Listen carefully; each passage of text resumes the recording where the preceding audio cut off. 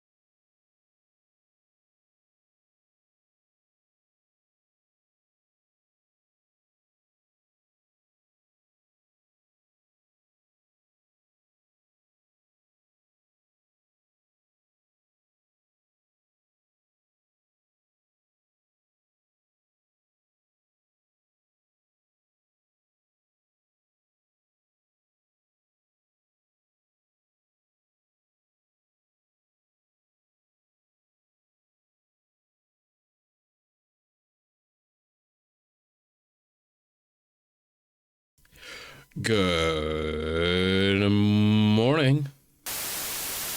Hello. Hello. Hello. Hello. Hello. Hello. Hello. Hello. Hello. Hello. Hello. Hello. Yellow. Hello. ¡Ay, this is Kitty! Mira, hija de tu puta madre, soy Mencho, güey. Hello. Hi, Vlogwas. Hi, Ovi. Mira mi huevo. Hi, Kiwa. Hi, everybody. Welcome in. Hi, hello, hi, hello, hi, hello, hi, hello, hello, hi. It's been a while since I did the Wednesday. It's been a while, but it's good. It's good because now we get to experience more 25th Ward. I've been itching for a game a lot. I really want to get more out of it because goddamn. Unfortunately, today might be a short stream. I'm waiting I'm waiting for the for a package right now. That has been I've been waiting for it for the past 2 weeks, 3 weeks. Shipment is weird here. It's all bike parts. It's not even like yeah, sure, it is enjoyable because I will get to be to do maintenance on Gina and everything, but also it's, you know, it's life stuff. It's not even like, oh no, I'm waiting for the plushie to come in the mail, which by the way, I tried. Okay, I was like, hey, I need like a couple of new CPU fans. And like here they're really expensive. Like, how much would it be? I think they asked for like $80 US. Like internally, but like I looked it up through like a private courier thing, and like they're like $20, which meant it's like 35, and it just gotta wait like tops a month or something. So it's like, yeah, you know, and I was like, okay, let's make the best out of this, because like you can get like a bunch of shit and they can send it and they can ship it all together. And I was looking at the stuff and I was looking at the plushies and I was like, I want to get a Jack Frost. Unfortunately, I can only get the Black Frost, you know, the antithesis that wants all the Jack Frosts dead. So I'm not getting that. I'm not getting the guy that hates the guy that I love. No, you're not gonna take my hee-ho away. But I did see a cute like Gur plushie, you know, Gur from Invader Sim. It's a plushie that is like with the just like the dance, like the Gur dance emote that I have, and you can unzip it, and under and of course you can unzip it, and under it's like Gur as a Bobot. And it's like, yeah, I do want that. I do feel like I need that, you know, and I cannot get that here. It doesn't exist here. But it's a ton of money. It's a ton of money to get that, and also like PC parts, so that's gonna have to wait at some point. But yeah, I've been like, today's stream will be quite short, probably, maybe, if the parts don't get here before like 1. So it's like we have like 2 hours for this, so let's get into it. Instead of dilly-dallying. 25th 20. You stupid. No, I'm not.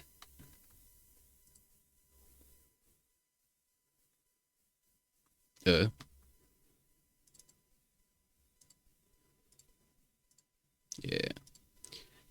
And sure, I don't like participating in capitalism and all, but also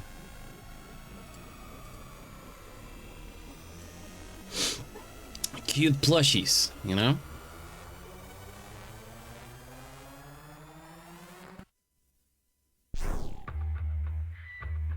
I love this game. Oh.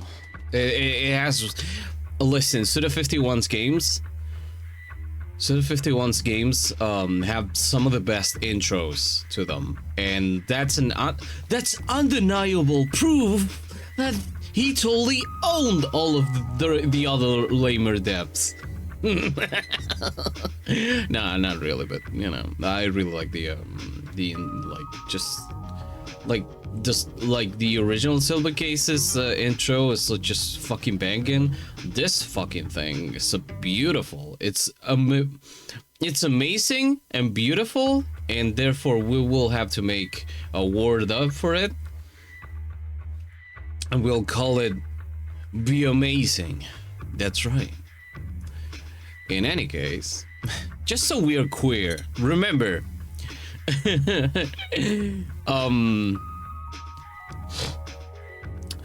this is a message to all the cisheads out there. Every month of the year, like normally, sure, you can go ahead and say, so let me get this straight. But for the month of June, if you're part of the cishead community, which is definitely a decision on your part, you have to say, just so we're queer.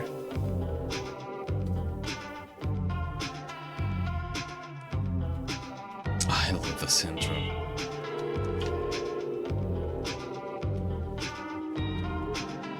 I appreciate that they don't like shoehorn it like right in front of you from the beginning, and you can like choose to like watch it. Unlike the Silver Case, where it's like you boot up the game and you get that, you know. But also, yeah, you know, there should be a toggle, as in, yes, I do want to start the game by watching this.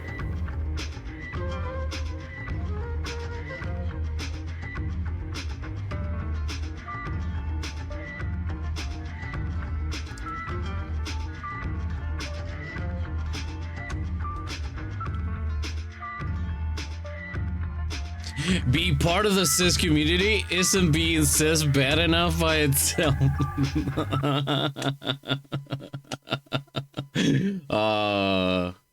I wouldn't call it bad. Some of my best friends are cis.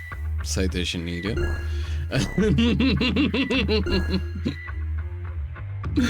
Alright.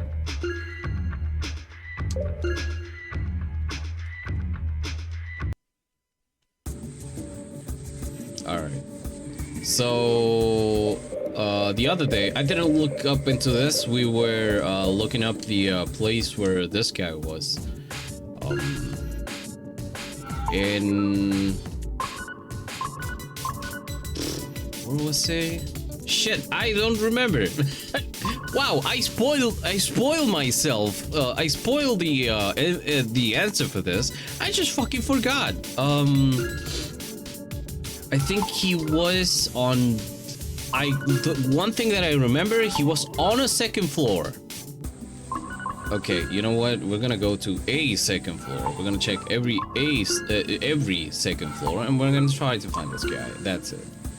I also like that they respected that, in fact, Sumio is a searcher, just like Sumio Mando, the alter ego that Sumio Kodai takes in Flower Sun and Rain.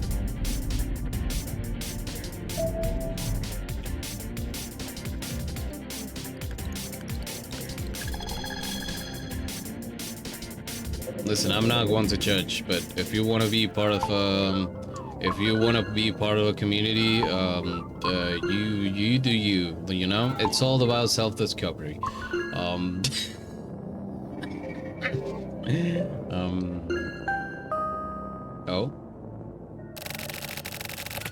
Oh wait, that's not the one.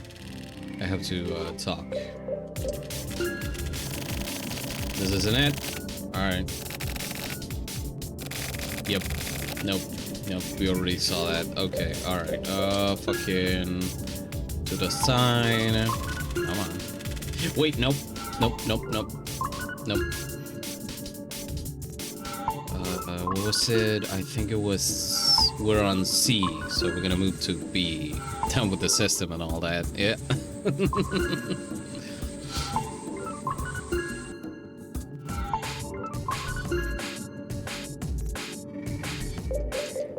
Yo, bye.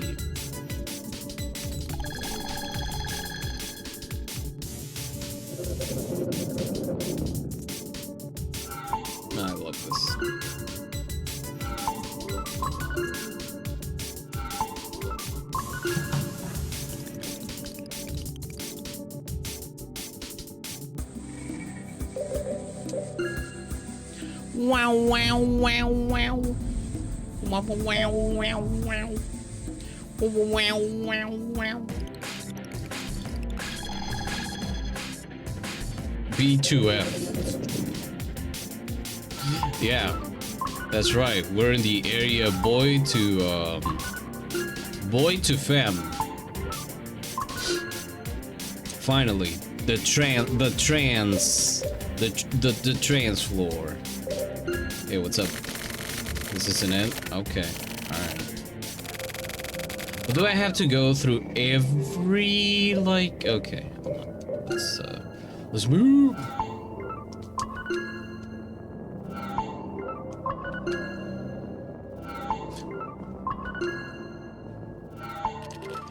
Go to the end.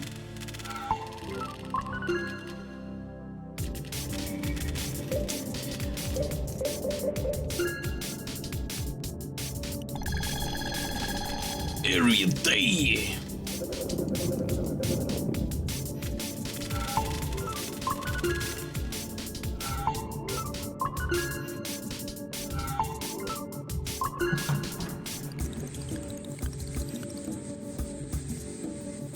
Not that I'm against the usage of MTF or FTM, but you know, I find it strange. Like I find it strange, and it's still like kind of D2F. Oh no! Oh no! Not in the DTF. Not this compensation in the DTF area. But like, yeah, no, it's it makes me a little bit squeamish thinking about like people and like their sex markers, like in the terms of sex markers, you know, male and female. Not that I'm against like. Oh, we're getting warmer. We're much closer than before. Ooh. I feel like I know what you mean. It's almost time for us to face him. I don't know, I'm not against people like using those kind of things, question mark, because it's like, I don't know, I just, yeah, it's funny. The first time that I was ever, I think like I ever, like, had contact with,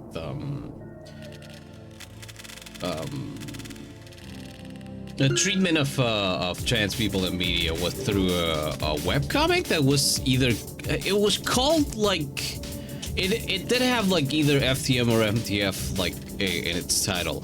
I cannot remember anything out of it except like some like very vague like mental screenshots of it. Looks like nobody's home. Okay, maybe it's behind? I'll check the O1. Look. Yes. Nobody's home. Okay. Move it. To the right.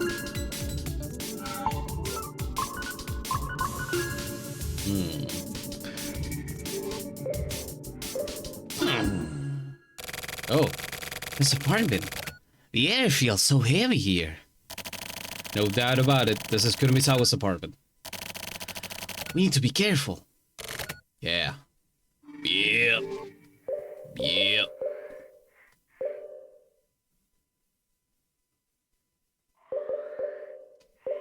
Oh, it was this. I thought that somebody was like, and I was like, no. All right, let's get a move on. Get down on in. Get down on in. Get down on in. Kurumisawa's room.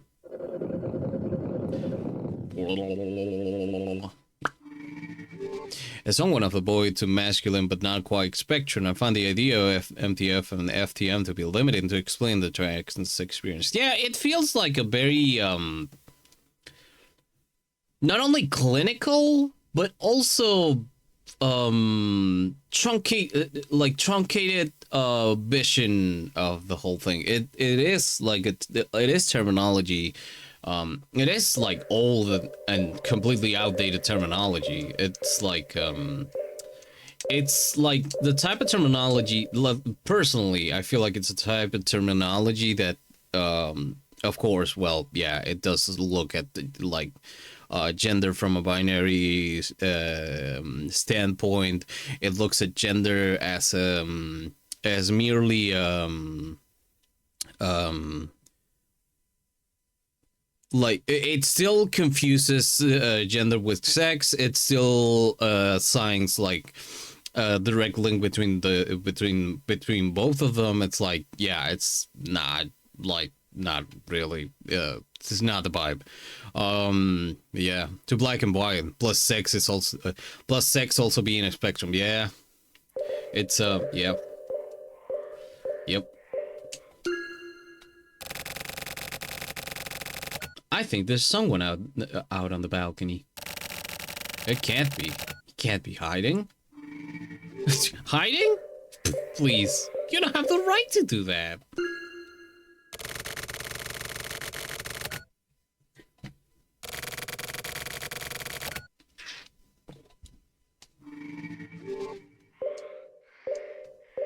I still think that the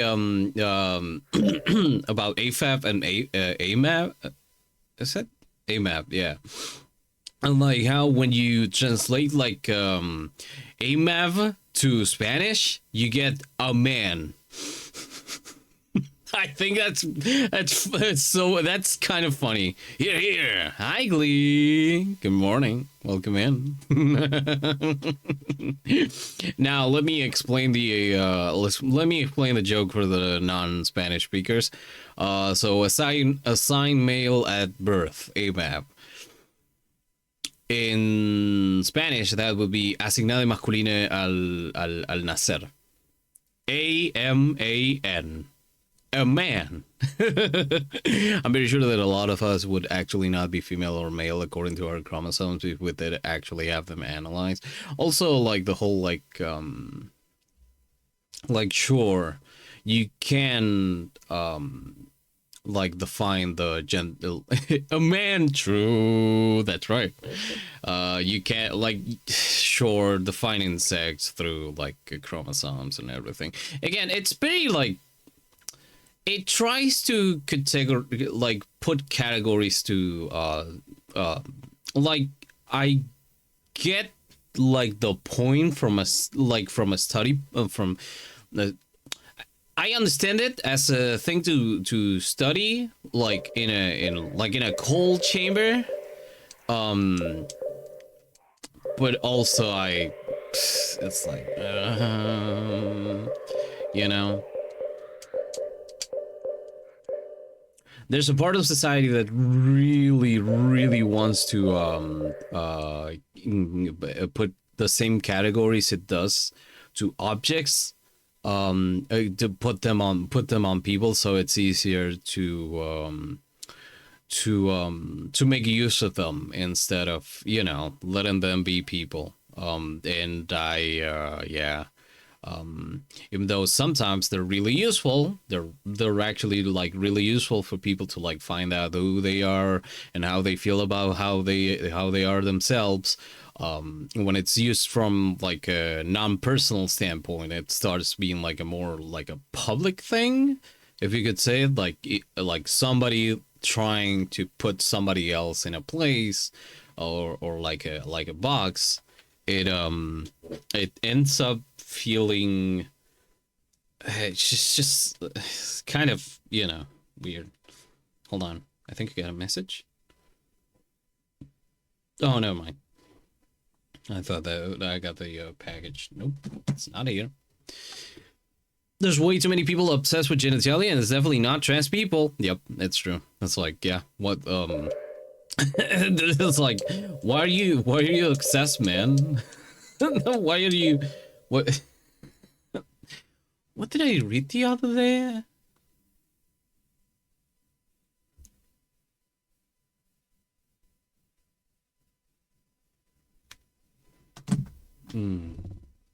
was something like who's the The French. Oh no, not the French thinking about people's genitalia.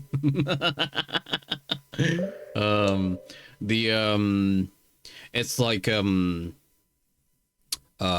way to make a undesirable stop, like bringing up the bringing The bouncer. undesirable bringing up the bouncer. No, everybody has desire to bring up the bouncer because that's the good thing. Hello, Flo. Hi, Flo. Hi, Sevi.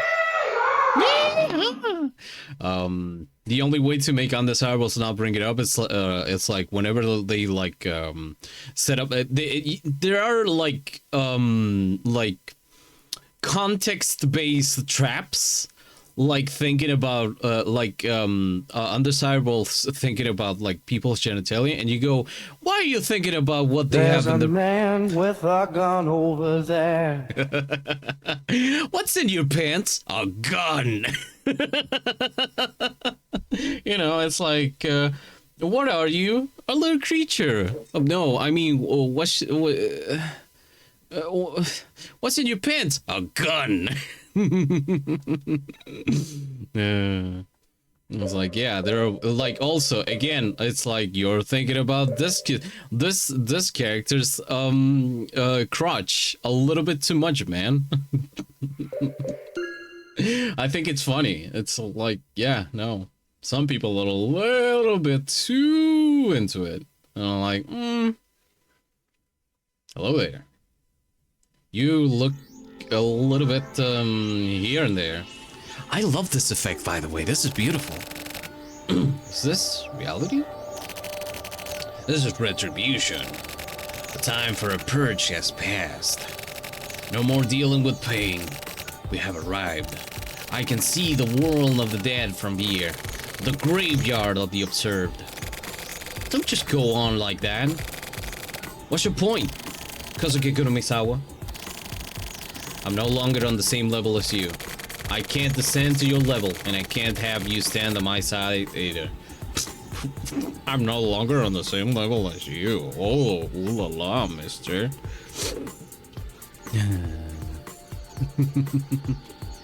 Oh, what's in my pants? You should have a rat attack. What's in my pants? Pocket sand. The visuals of the game are so good. They're beautiful. They double down on the aesthetics of the first Silver case so well and so beautifully. It's just amazing. Nice scan lines, yeah. I can never identify with any of you again. What, have you broken down? According to your arbitrary interpretation, at least. This isn't my interpretation, it's my consensus. The consensus and the screams of the neighbors who lived through the darkness of the ages created the observer that is me, the Kangaga. Oh no, darkness. What if we both had scan lines and we held hands? What then?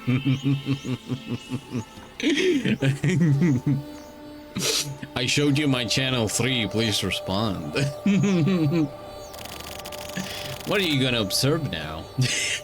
Don't ask that, Sumio. You know what you're getting in. Please say these. Your life weight. Oh, okay. I'm gonna measure your respective weights. Life weight. Agent Kodai, you aren't going to go on about how people's lives are equal, all of equal value, are you? Kuromisawa, I know what you really are. I know what you are? Actually, no. I know what you are. Okay, Osiris. Osiris, el osito mameluco. You're an existence without any actual substance. You just figured that out now? Yeah, you have no physical body. Kuromisawa, you have no form.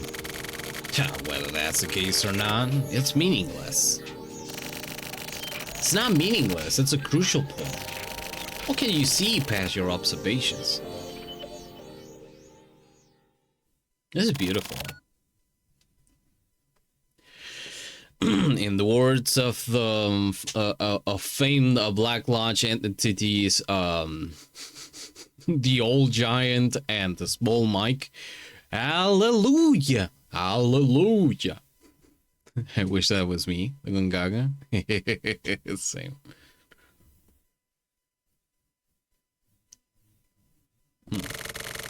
Dead men tell no tales. So this is where it started and where it ended. We were summoned here by Kuromisawa. Summoned? For what? I don't know. Did he use us? No, he just played with us. Or rather, we became his playmates. It's as simple as that. That sounds pretty immature. It's a sign that Kuromisawa is human. Human. Oh, hello. A coward who could only kill a mannequin. I can't comprehend any of this. Don't worry about it. Yeah. Comprehend.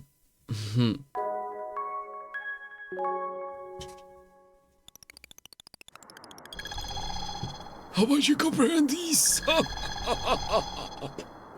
Digital man.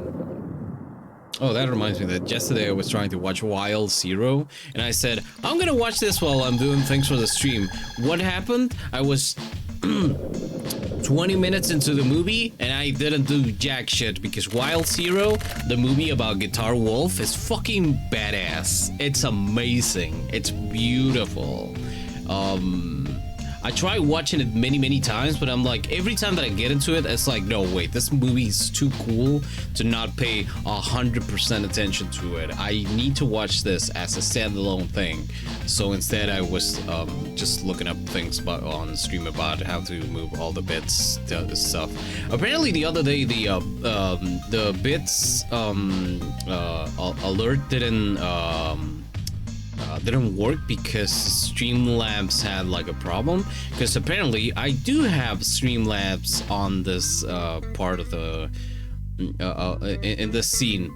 It's working. It should be working, but it didn't. It just let me down. So I guess now I'll just have to figure out how to make it work, even though I'm not like you know. It's just, yeah, just weirdness. That's right. I channel you, Sebi, whenever I can to get the extra silly. It's just like magic. Kuromisawa's thoughts showed the mannequin as a dead human body. Can you believe it? I'm just trying to simplify the facts in front of my eyes. That's all I can do for now. That's all you need. We still have time before we fight. You gotta fight! We need to know the threshold between facts and the truth. Natsume, prepare yourself. Learn how to survive. What do you mean? Just what do you plan to do? We have to end this whole thing. We still lack feeling and sense and sensitivity. To find a way out, we need to release the remitter. That's what has to be done. It's like you're somewhere far away. You're getting further and further. Sorry. My journey is not yet over.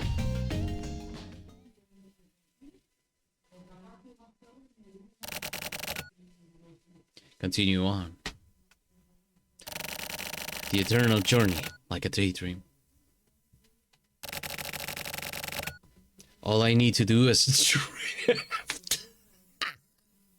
All I need to do is drift. Sorry, my journey is not yet over. Yeah. All I need to do is drift. Eurostep starts sounding oversaturated behind Sumio. Gas, gas, gas, I'm gonna step on the gas tonight. Yeah, yeah, yeah. Mansion gallery, model room. They put me in a room, a model room. A model room full of galleries, and the galleries made me crazy. I can only move. Oh. So we finally meet. Oh, a Yame. No way. Yes, way.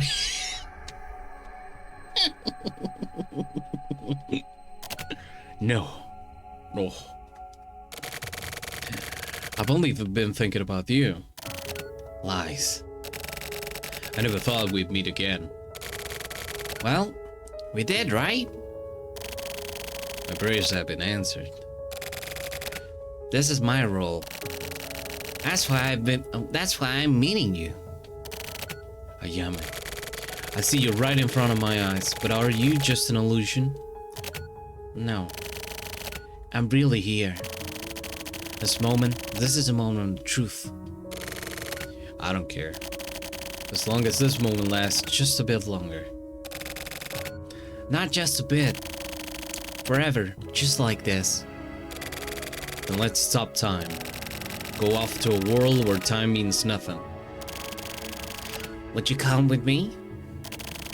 If you want me to, I don't need to prepare anything. Don't be stupid. It's impossible. That's just impossible. What do I need to do? What do I have to do to be able to touch you? Overcome the compression rate. Past that, I'm living on 40,000 yen rent. A life that's quiet, modest, and where I want for nothing. Sumio, can you sympathize? Can you sympathize? How much? Wait, hold on. Wait a minute. Easy, back it up. I need to know. 637.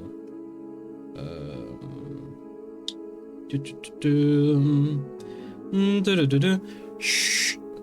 Yen 2. Okay. Well, I would look at the rate of inflation, but I think 40. Okay. Oh, $300. I guess that's like okay-ish for a Northern Hemisphere country. Yeah, that's a lot of money. Now I'm guessing like, yeah. If I can be together with you, then I don't need anything else. $300 a month for rent. I'm sure that some people, I've been seeing the rent prices in the US for a while, and the size that people get for that kind of money, and I'm like, what, bitch? How much money are you paying for rent? Do you know the things that I can get for that money? In what year? This was between 2005 and 2011, I think. So that would mean like what? $500? Kinda. A closet would be like 1,000. Damn, Jesus fucking Christ. 300 would be a shoebox, depending on this. Jesus. There isn't a single damn thing I want. I'm waiting. I'll be waiting for you forever. But be careful. The compression rate is rhetoric. You understand, right? What Kuromisawa is. It's very simple, yet very complicated. It's very natural. Ayame.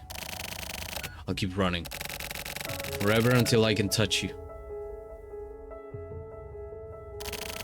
Thank you.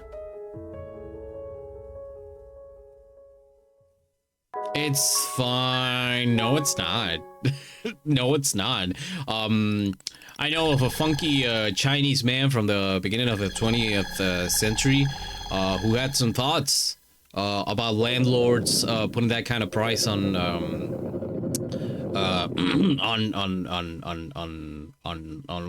working class. We could listen to that man, you know. Look, I'm not a Maoist, but sometimes I do think about the land reforms of the 40s, and I go, listen, maybe Mao had some points. Maybe Mao had some points. I'm not I am not for some of the parts of Mao's China. The way that they kind of stopped being cool with the Soviet Union, and they also started being kind of collaborationist with certain states. But that one was a banger. That one was banging. Anyway, my first apartment was a 2-bedroom for $500 in 2005. Those prices are long gone now. Yeah.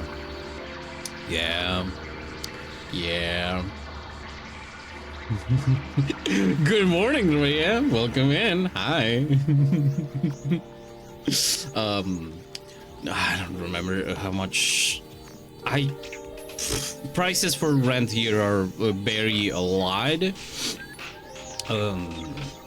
Right now I'm like I have like an agreement in with the people that own this place on like I don't like pay rent much as I give off services, like, you know, like cooking, doing deliveries, going to the town to look for things, and so on and so forth. So it's like I pay by given hand. I am a handy bot. That means that anytime that something breaks in the house, I have to fix it.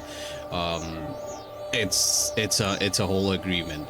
Otherwise, I would be looking at having to pay somewhere around, yeah, $200 $300 a month for rent, and that's a lot of money.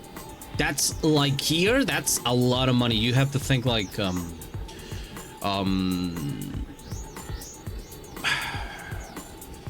like the minimum wage here is around that much money.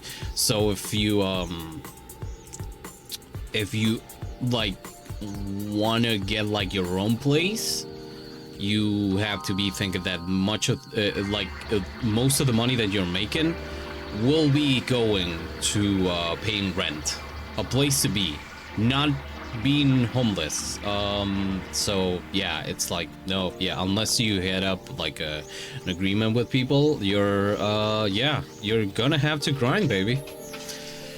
We're talking rent. My first 2-bedroom apartment was $600 per month CAD in 2005. So I guess that the prices here kind of track in a sense. You get going at it. I press your mentality. But ugly pieces of shit and I need to disappear. You don't look like a human. You have the faces of a dead man. Right, that's the guy. Shut up and just die. I'll fucking kill you. So will I.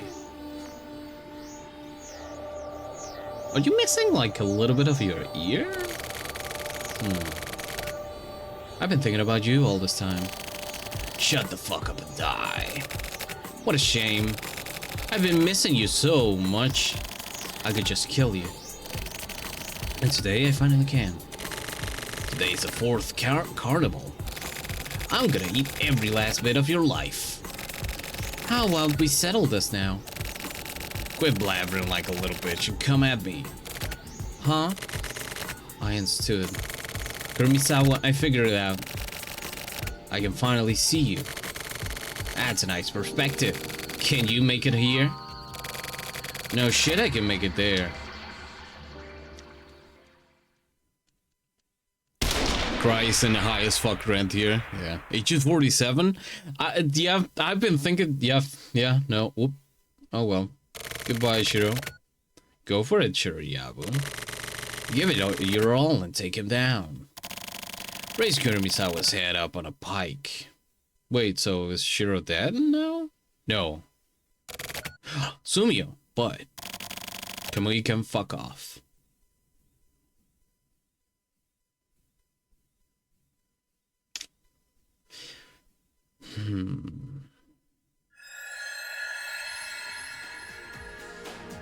Digital Man.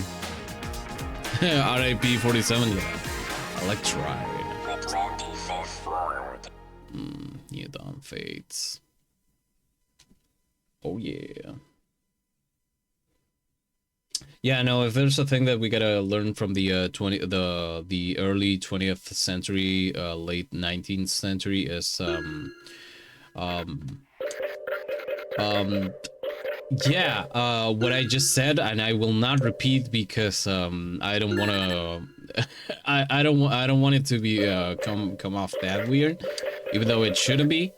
And also like living in the what is it, convents? Here they were called conventillos, which were basically like huge ass houses, and like everybody had like a room.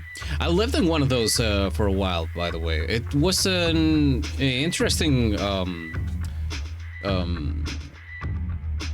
it's weird to say it, but yeah, it was like that. It's like everybody has their own room. It's like kind of like a medium to big room, and like you have your life there, and you just like share like the kitchen and like places with the rest of the people living with you, and it's like it's interesting. There's still a lot of those like places left in Buenos Aires, and some apartments from the mid 20th century adopted that style to the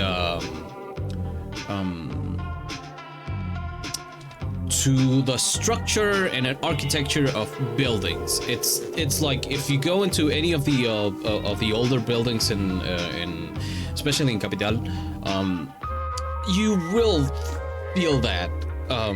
It's interesting to see. The only unfortunate thing is that most of those buildings are in complete disrepair, and it's not that they're gonna fall. The plumbings will.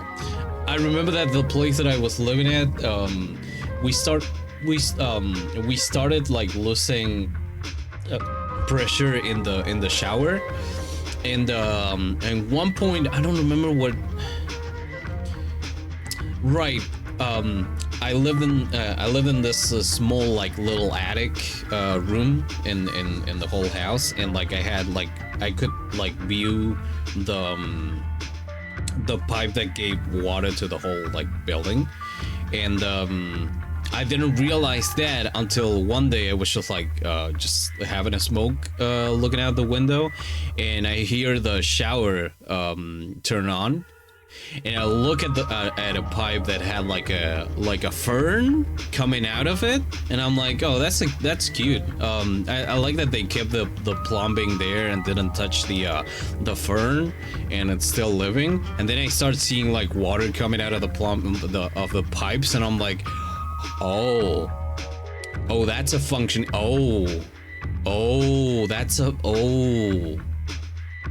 that's where we get water from. Oh, and it's been getting worse. Ah, I get it.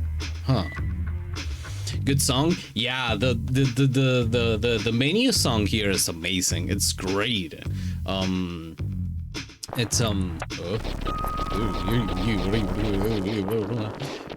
It's really good. I love the menu in this part. I like right.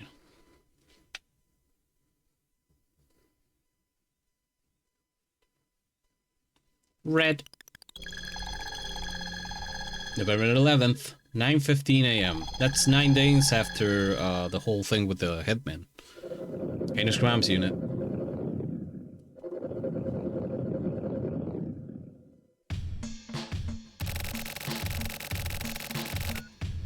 He really cooked with the music here. It's just... Last night, a murdered woman's body was found. But for the woman's identity, we're stumped.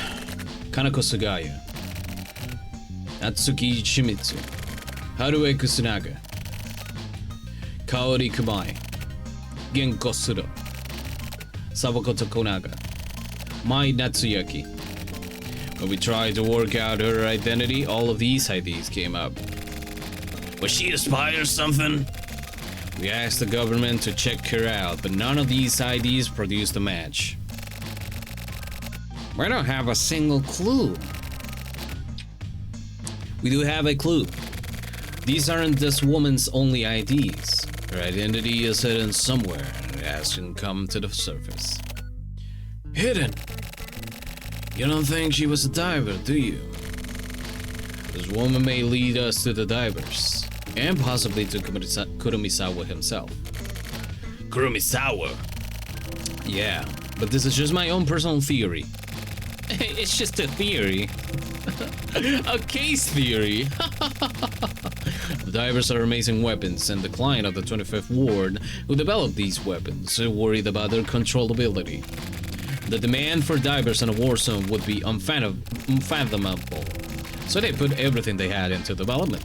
Then they developed another weapon for the purpose of subjugating the divers. The observers. Chief, isn't that a bit far-fetched? I can't really keep up. Like this game's art style. The art style is like the Silver Case, Flower, Sun, and Rain, and the 25th Ward. The Silver Case have kept the same artist. Flower, Sun, and Rain's artist only worked on the portraits. Unfortunately, you cannot see the full-fledged versions of those portraits outside of the PS2 version. The Nintendo DS version does have the portraits, but they have been hyper compressed. They're still there. I know that's one of the I think the intro. Yeah, the intro does have the portraits in better quality, of course, because it doesn't have to be like super crunched to be in there. But it's definitely like you can still tell like it's part of the artist, which I will look up the name because I keep forgetting their name. How many games are there in this series? That's okay. So that's an interesting question because there's like you do have like the Silver Case of like a series of connected games. On the surface, you have the Silver Case and 25th Ward directly connected, but Flower, Sun, and Rain is actually the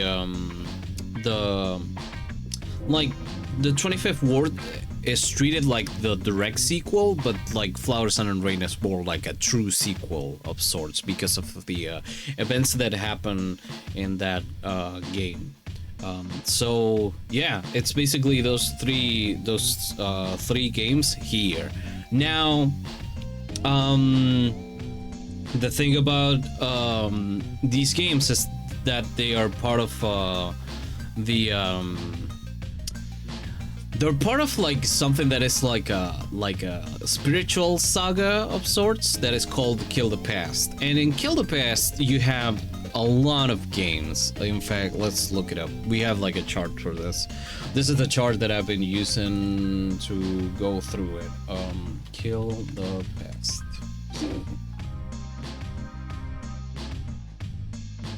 Wow, wow, wow.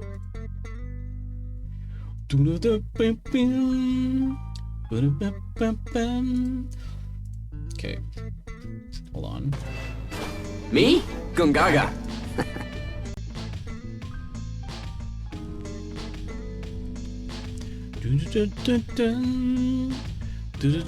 Oh, this is huge. Ha, that's what they said. Anyway. Hold on. We're gonna make it as easy as we can. So, as you can see, these are the first 4 games, right? You have the Silver Case, Flower, Sun, and Rain, Killer 7, 25th Ward. But the list goes on. This is like the main series.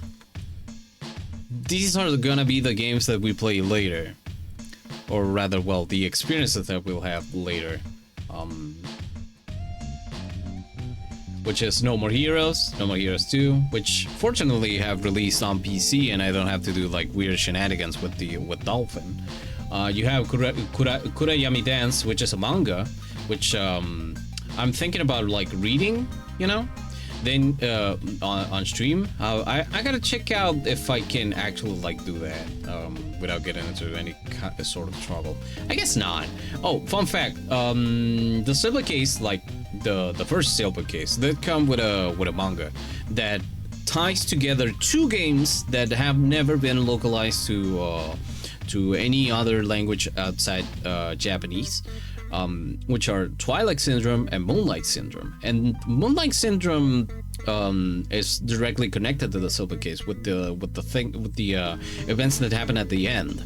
Now, the only thing we have that actually gives us a little bit of context is a comic they made in the same style as this game, as this game, which is amazing. So yeah, and then you have Red, Blue, and Green, which is in the 2018 Grasshopper art book. Suda wrote a script in the style of the Silver Case and 25th War. The script is the formal sequel of the Silver Case series after nearly 15 years of absence, and many think that it sets itself up as a bridge to No More Heroes 3 after Travis strikes again, already confirmed that they all exist in the same main line.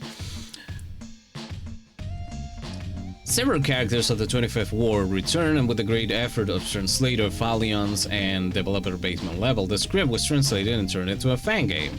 You could read the script in the same style and tone as the Silver Case, making it a great read and an awesome community effort. And then you have the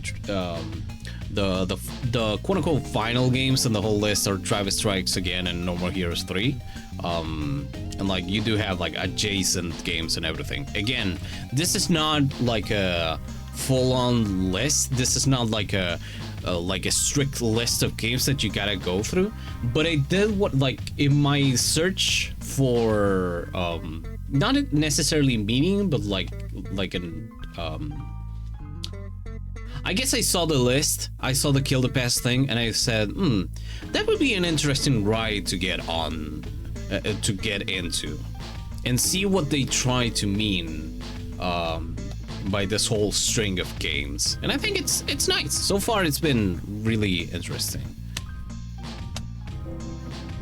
Is No More Heroes in this universe? Yeah.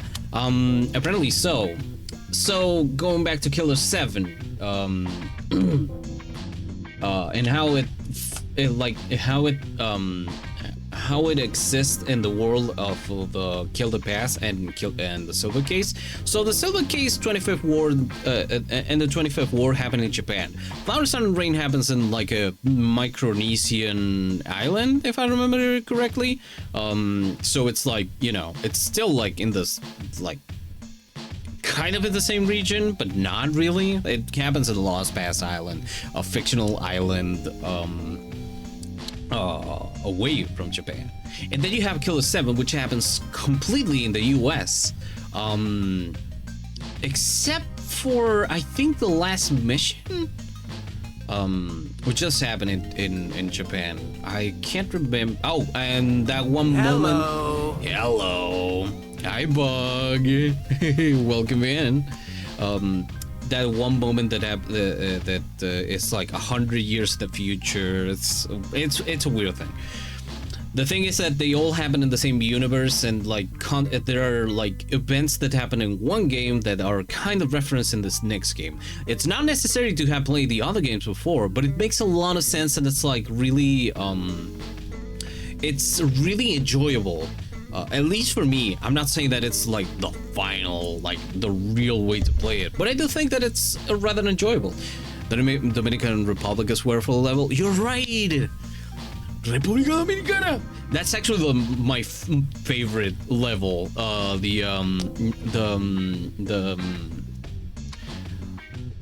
Which is the missions where you get to meet the creator of the Handsome Man that lives in República Dominicana. The music in there, the aesthetics, the level design, it's just it's beautiful. I do keep that one level as probably my most favorite. The Maze City, yeah, that one, yeah, that you have to go with Con listening in to the music. Yeah, it's great. Me? Mangaga. Mangaga. Mangaga. Mangengeng. That level was so good, the vibrancy was off the chart, and it was a cheeky little labyrinth. Yeah. It's fucking amazing. It's fucking beautiful what it is. Hold on. Oh, okay, cool.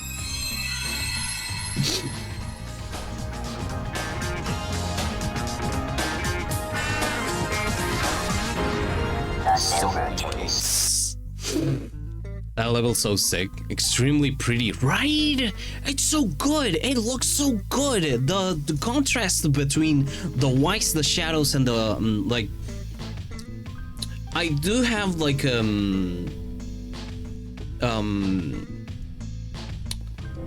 there's a thing about the design of the buildings that feels very like here in a sense, because it's colonial architecture. With the roof tile, the white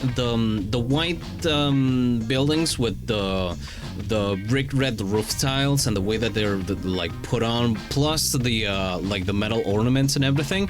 It's just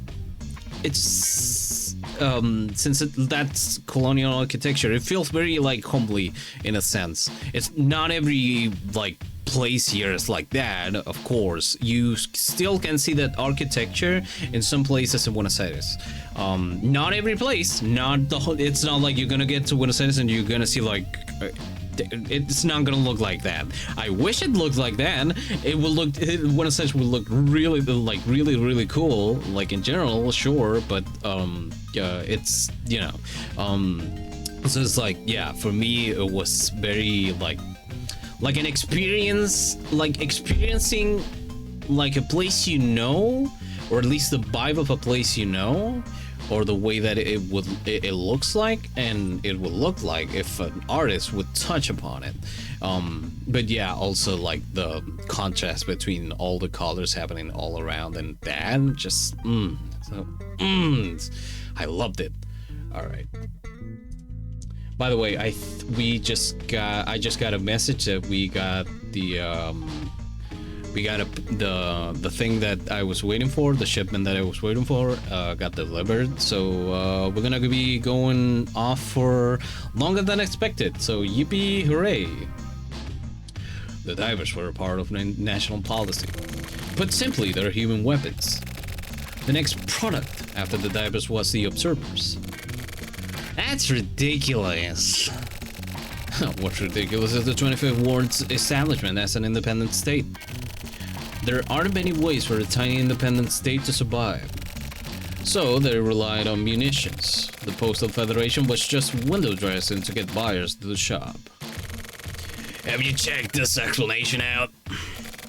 As I mentioned, it's just speculation. That's nonsense. It's really ridiculous, and it just might be on point. Yeah, I think so too. If I can assess so, then it may be true. So basically, we need to figure out where this woman came from, right?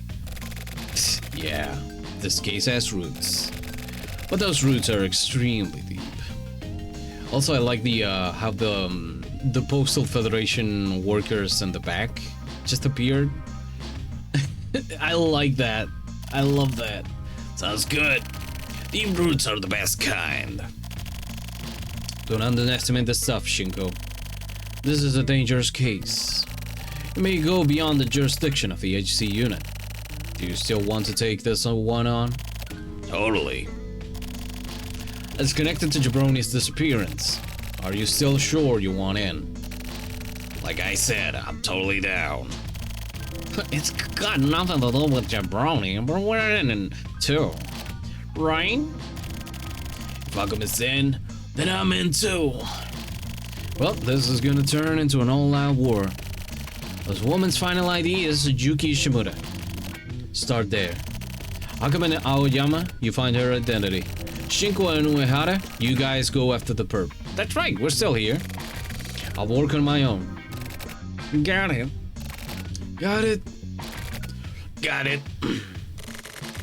That is all. Now get to it.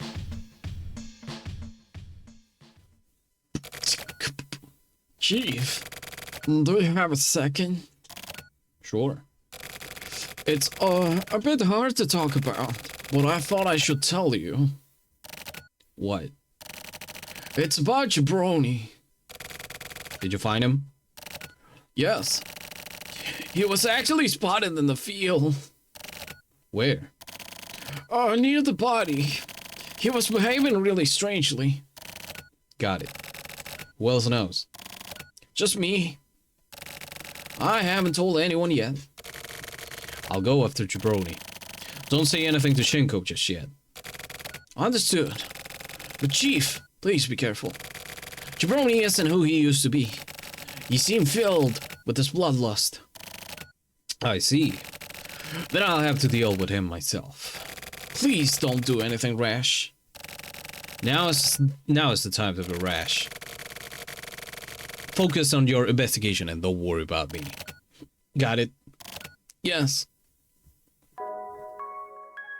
Wow, wow, wee, wow.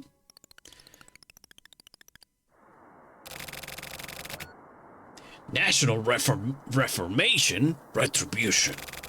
That sort of chicanery will no longer fly. Chicanery, yeah, chicana. I didn't know that was a word in English. Chicanery. That makes a lot of sense. I love that.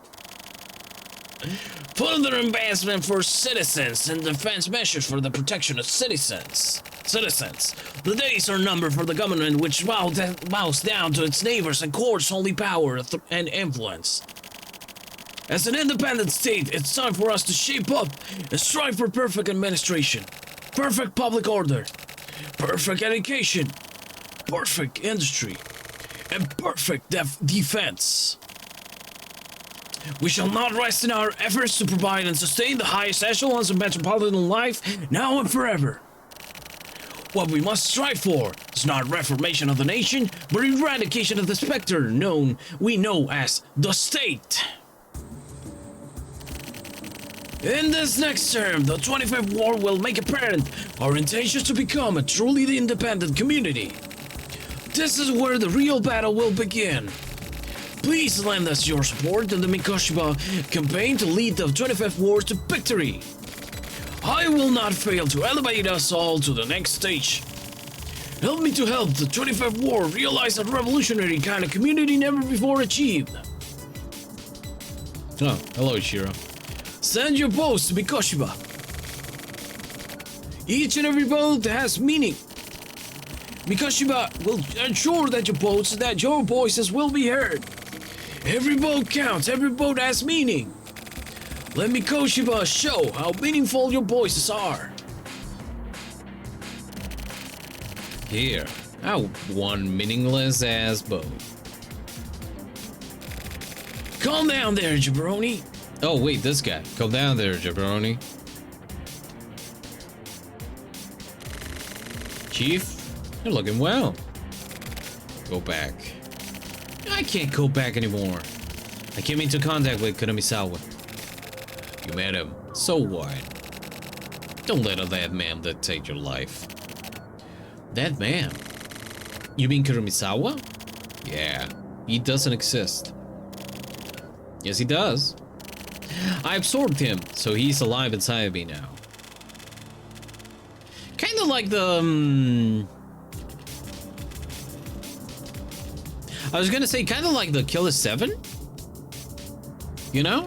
How Garcian has like 7 killers as like alter egos, but I think the 7 alter egos that Garcian keeps inside him are not so much the killers inside Garcian are not really like killers. They're just like coping mechanism that Garcian has made so he doesn't feel bad for killing people. Agent 47? Yeah. All of a sudden, guy just turned into fucking Agent 47. Which reminds me, I mean, I think like it's right, cause okay.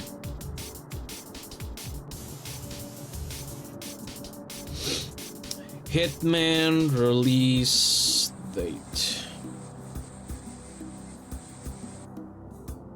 Hitman franchise. Like, it's from 2000. Like, they already knew that, you know, Hitman was a thing. It was not like, you know, like they happened like, say, 2005. Both came out in 2005. No. Agent 47 already existed. So I guess it's like, you know, maybe it's like a wink to the game. So I've just gotta kill you then. Please don't. I've still got things I have to do. What you have to do is investigate. Investigators, investigate. Does your job description include being a terrorist? No, Chief. I am following up on the case. In my own way, I'm going all in on the storied dark case triggered by Kuromisawa. And in doing so, I've traced it all the way to the mayor. But I'm not going to kill the mayor, so please don't worry. Jabroni, are you still sane? No investigators investigators. No, but maybe this one will. By the way, you must be. I don't know if the screenshot sound from Steam comes through, but I've been like taking screenshots of like moments, and I'm like, no, yeah, I'm sure I'm gonna use this in compensation in the future. Like I remember that I like took a screenshot of like a moment of not hearing it. Hell yeah. There's a moment when Tokyo Morishima says "fuck off" while looking back, and like it's an amazing moment. And I took a screenshot of that just to like look at it. And yesterday I made like an edit of that, and I'm like, yeah. My form may change, but my nature remains as it was, same as it ever was. I'm still a detective. Not a bad way of putting it. So, Chief, please allow me a bit more time to move freely. I get the feeling that this case can't be cleared without me. Okay, but I have one condition. What is it? Just don't die. I mean it. Of course. I'm actually still a bird.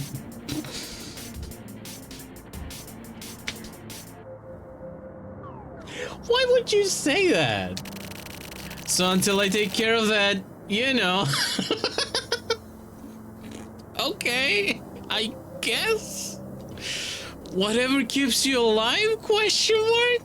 Same as it ever was, same as it ever was, same as it ever was.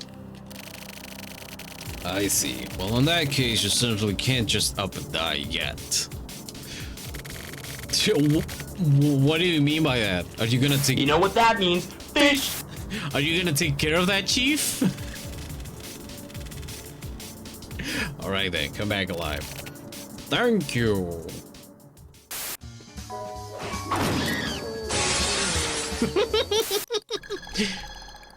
Yep. 11 a.m. High-rise apartment. Exterior. Exterior crocodile alligator. I'm on my Chevrolet movie theater. Hi there, Fuzzball. This is the apartment complex she lived in. And those apartments you can see off in the distance, that's where Kuromisawa planted his roots. What do you think, Uehara? Can you read into it? Maybe. You really are the silent type, aren't you? Whatever. I guess we gotta just investigate the shit out of this place. Let's split up. You check all the apartments in this building. Listen. You're gonna need to do legwork and check every nook and cranny. Every time that I try to say that phrase, by the way, and also hi Festive, welcome in, I always fumble it and I say crook and nanny, and I'm like, that's not how you say it. I'm not mad at it. I will keep saying it, but I should probably say nook and cranny, not crook and nanny. Maybe. I don't know.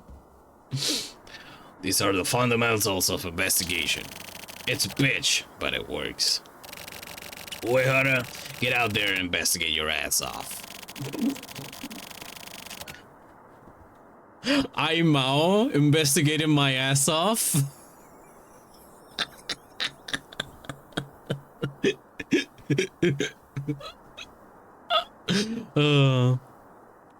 What if Nanny has gone crooked? You're so right. Yeah. If you see anything suspicious, contact me right away. The Bouncer. There are no hints in investigation. One day, Sebi. I'm sure of it. I'm sure of it.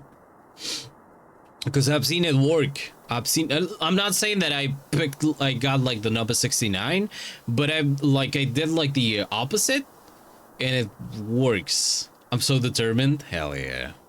I have to set it up so I show like the number somehow, you know?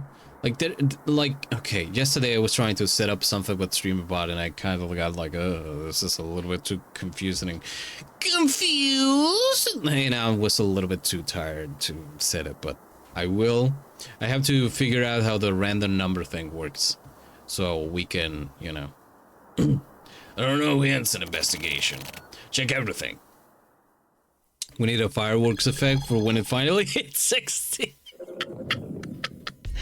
You go. All right, we're gonna take a quick break here. Because I gotta check on the shipment, and yeah. So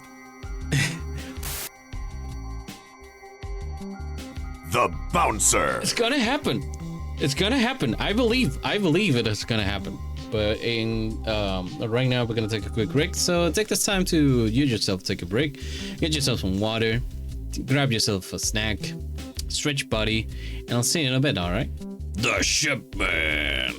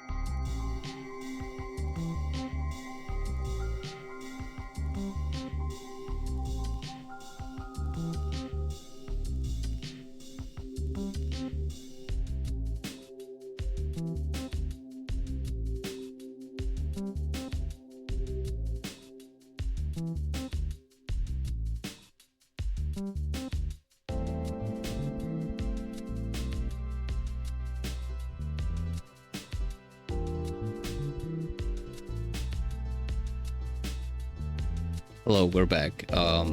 Give me a moment.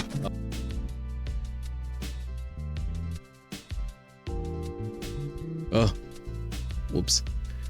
I have a cat. A little kibby on my seat, and I must take care of him. Oh, little guy. The Bouncer. The bouncer. Isn't that right, little boy? The kibber.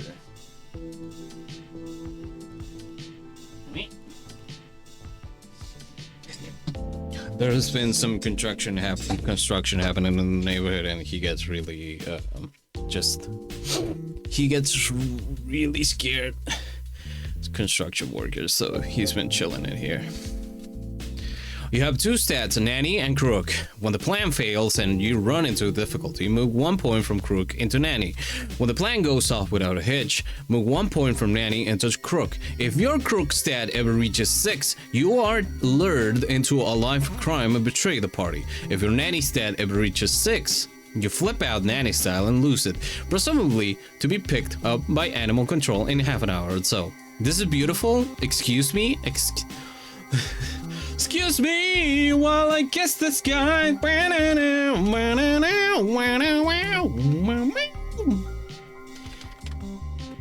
I need to say this for posterity. Oh, shut the fuck up. What? What? Okay, I'm gonna immortalize this in the so future generations can see this. We're gonna make a tabletop RPG out of this called Crooks and Nannies. You better believe it. Kibi, yeah, my little gamba. It's just a little guy. Just a little guy, you know? All right.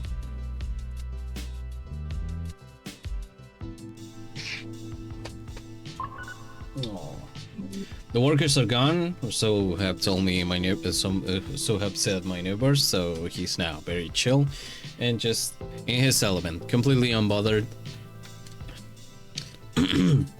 I would say moisturized, but I don't think that's a thing that cats are for. You know, quote too big, yeah. It's too big for Nightbot. So that means that I'm gonna have to migrate everything Nightbot does, because I want that in my life. Sometimes I do want the laws of crooks and nannies, you know. I think that's beautiful. Thank you very much, Bug, for giving us that. Bug is the gift of life that keeps on giving. Here we go. Oh. Please produce your ID. I will confirm your identity. Okay. Check-in. Checkity check. I just did a find replace of criminal on bear and honey heist. Listen, when you we all do our little edits, and you just hit gold with that one.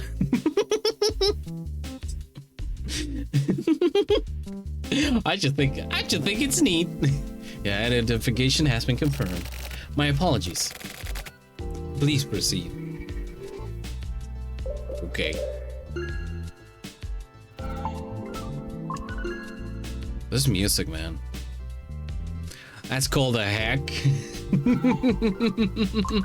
Listen, in this channel, we're all for that sort of hacks. You should know by now. What are shit posts if not a hack? Hacks! Okay, so you're meaning to tell me that there are 80 floors. I don't remember what floor I was supposed to go to. Hold on. I'll just go to 80. Fuck it. Why not?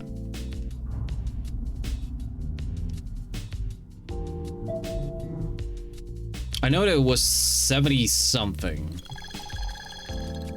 80th floor. Going back to this music, I'm gonna say that it's beautiful. I just...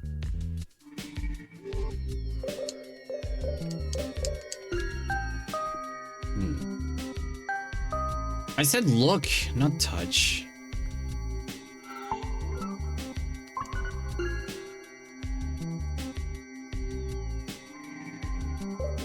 Was I not paying attention?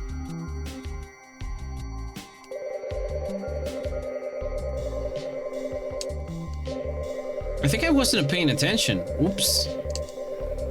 Because... Unless it was the 75th? 75th Ward.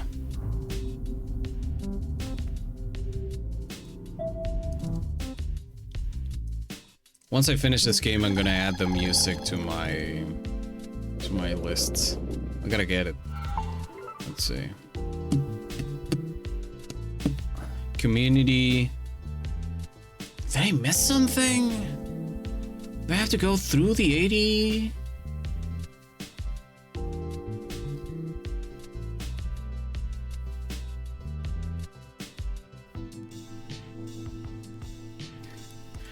I'm sorry.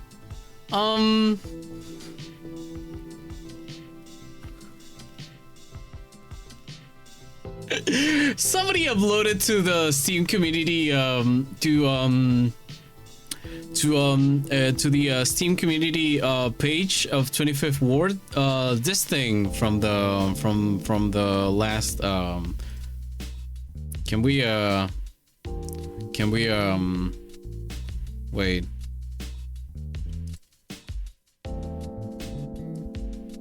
That's Suda 51, by the way.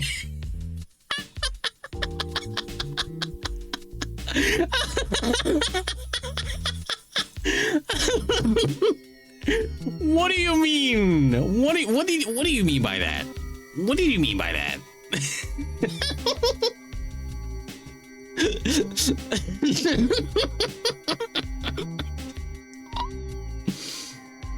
Dear God.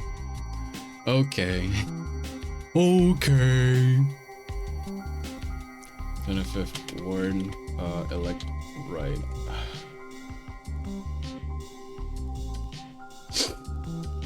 Sumiyo's power talking to doors. He will tell you. He said elect right. The elect right puzzle is kind of a mind game. Super intimidated, but way less complicated than it seems.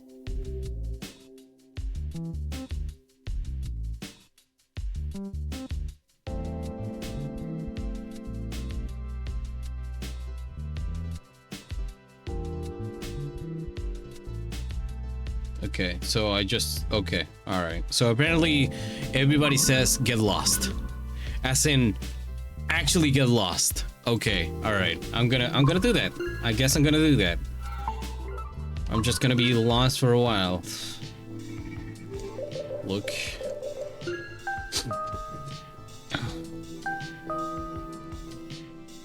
Get lost. That's yummy. Who are you? That's Yuki. Yuki Ishimura isn't here. Please stop showing up like this. It's extremely troublesome. I don't mind putting a curse on someone. Oh, okay. I put a spell on you. But I simply don't have the power to make someone disappear. If it's about Ishimura, please speak with Kaori Kumai. Those two used to work together, so that could be a good place to look. Whatever they were doing was apparently secret, and they wouldn't tell me, but... Okay.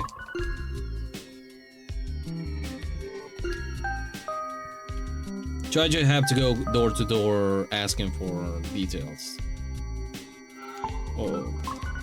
Maybe I just found the one door? The one door is real! Can we get much higher? So high.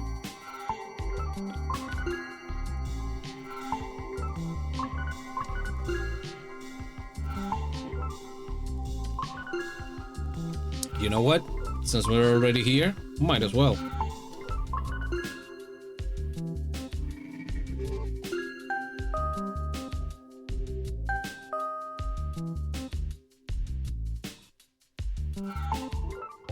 Okay. Bing bong. Bing bong. Okay.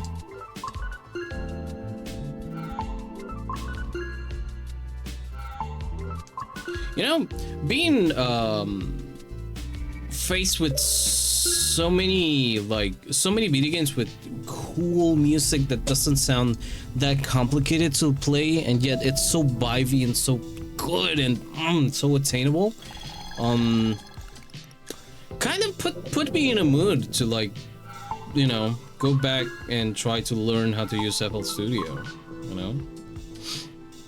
I was yesterday. I was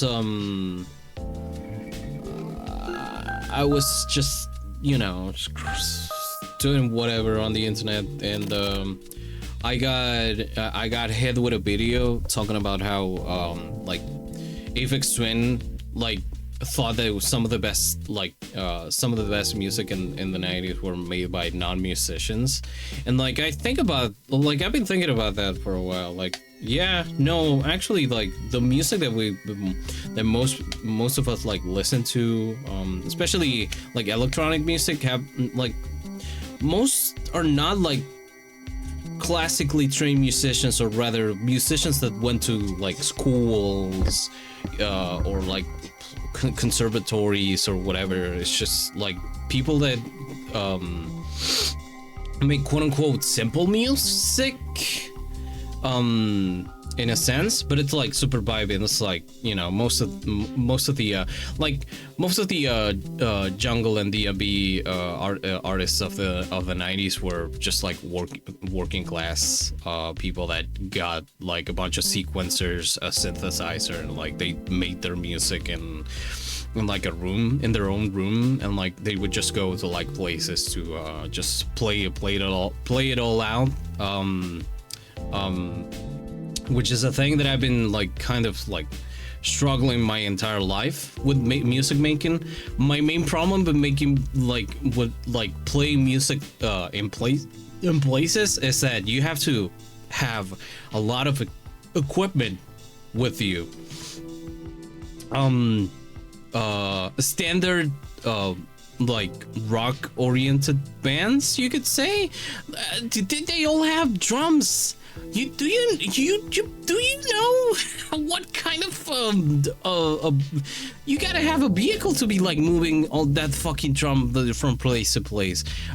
So like for the past, I don't know, 10 years I've been like more indulgent of the idea of like having like a drum machine, a programmable drum machine than anything else. Especially after like listening to Big Black, a band from the 80s by the late Steve Albini. I'm still like trying to grip the fact that Steve Albini is dead, by the way. But anyway, Big Black was just like, I think 2 guitars, a bass, and a sequencer, and that's it. And they made some really great music. It's just fucking beautiful stuff. Beautiful in the sense of like how, like, you know, like it's music that gets me pumped up and like just like gets my brain like going. Not necessarily, you know, something that you will look at and say, oh, this is nice. But yeah, I was thinking about how, like, well, again, Steve Albini guy started doing like recordings in a basement that he prepared himself. It was pretty bare bones in the beginning, and then he started like studying a little bit more, like just he started studying like sound engineering and everything. But in the beginning, it was like most of his recordings were like just kind of like just made by himself. He did bring up electrical audio, which is the studio that later bands would get into, like to record their albums, namely the Pixies, which it's funny because it's like he found it funny that every time a band would go in to record, they would say they would come to him to like, hey, I want the Surfer Rosa sound for my album. And it's like, but it's a completely like different vibe that you're going for.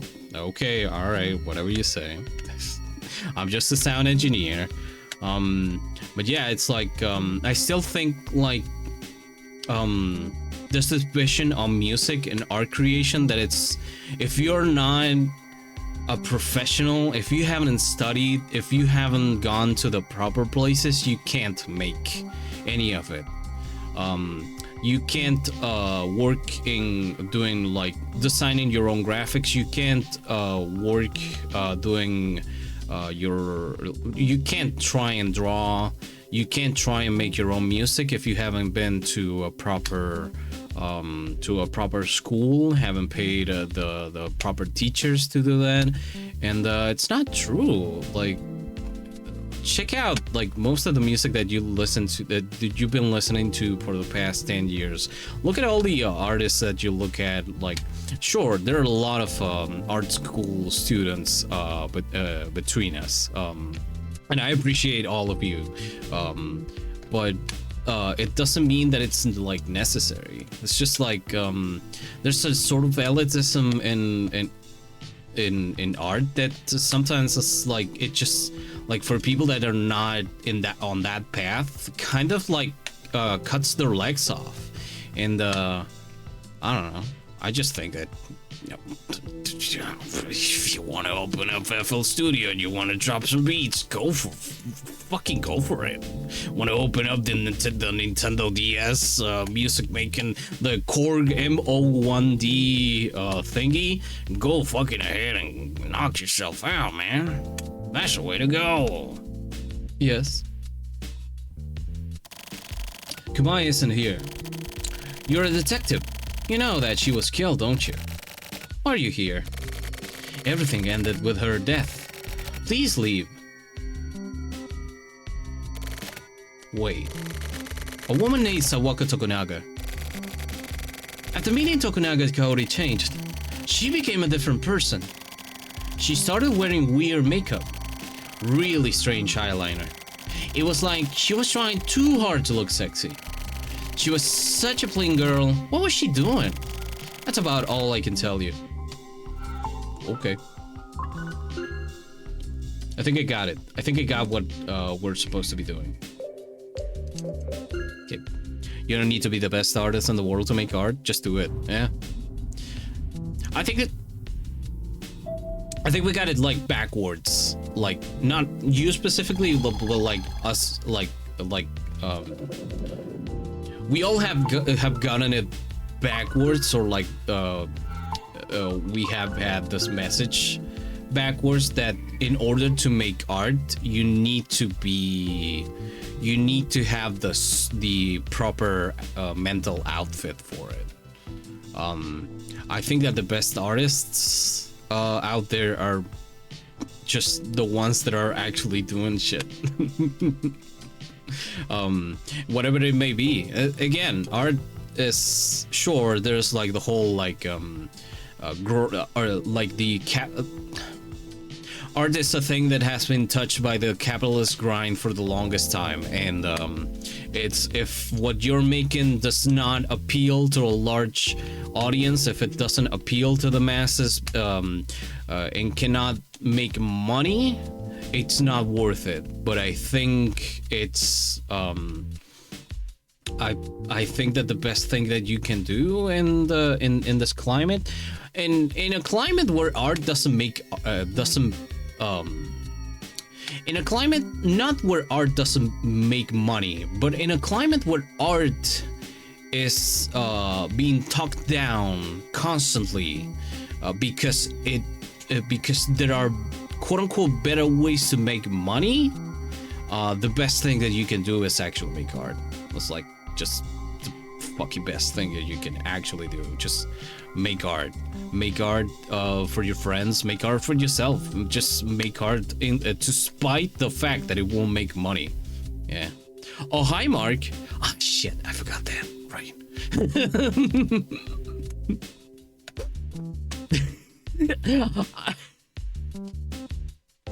I even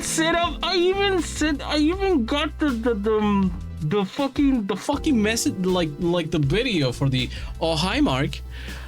But I forgot to set it up. I knew I had forgotten something outside of the bits thing. Well, welcome in. Let me write it down.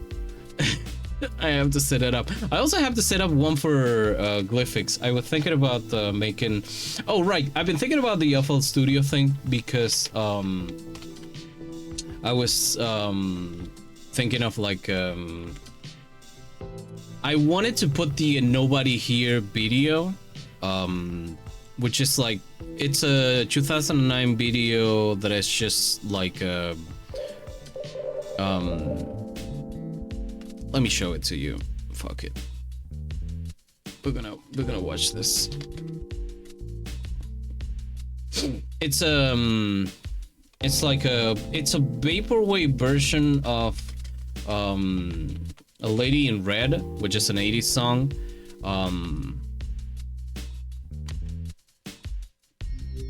And the video for it, let's see. Bot viewers won't be able to hear this for obvious reasons. Next time for sure. Oh yeah. So this is. Hold on. I'm gonna kill this.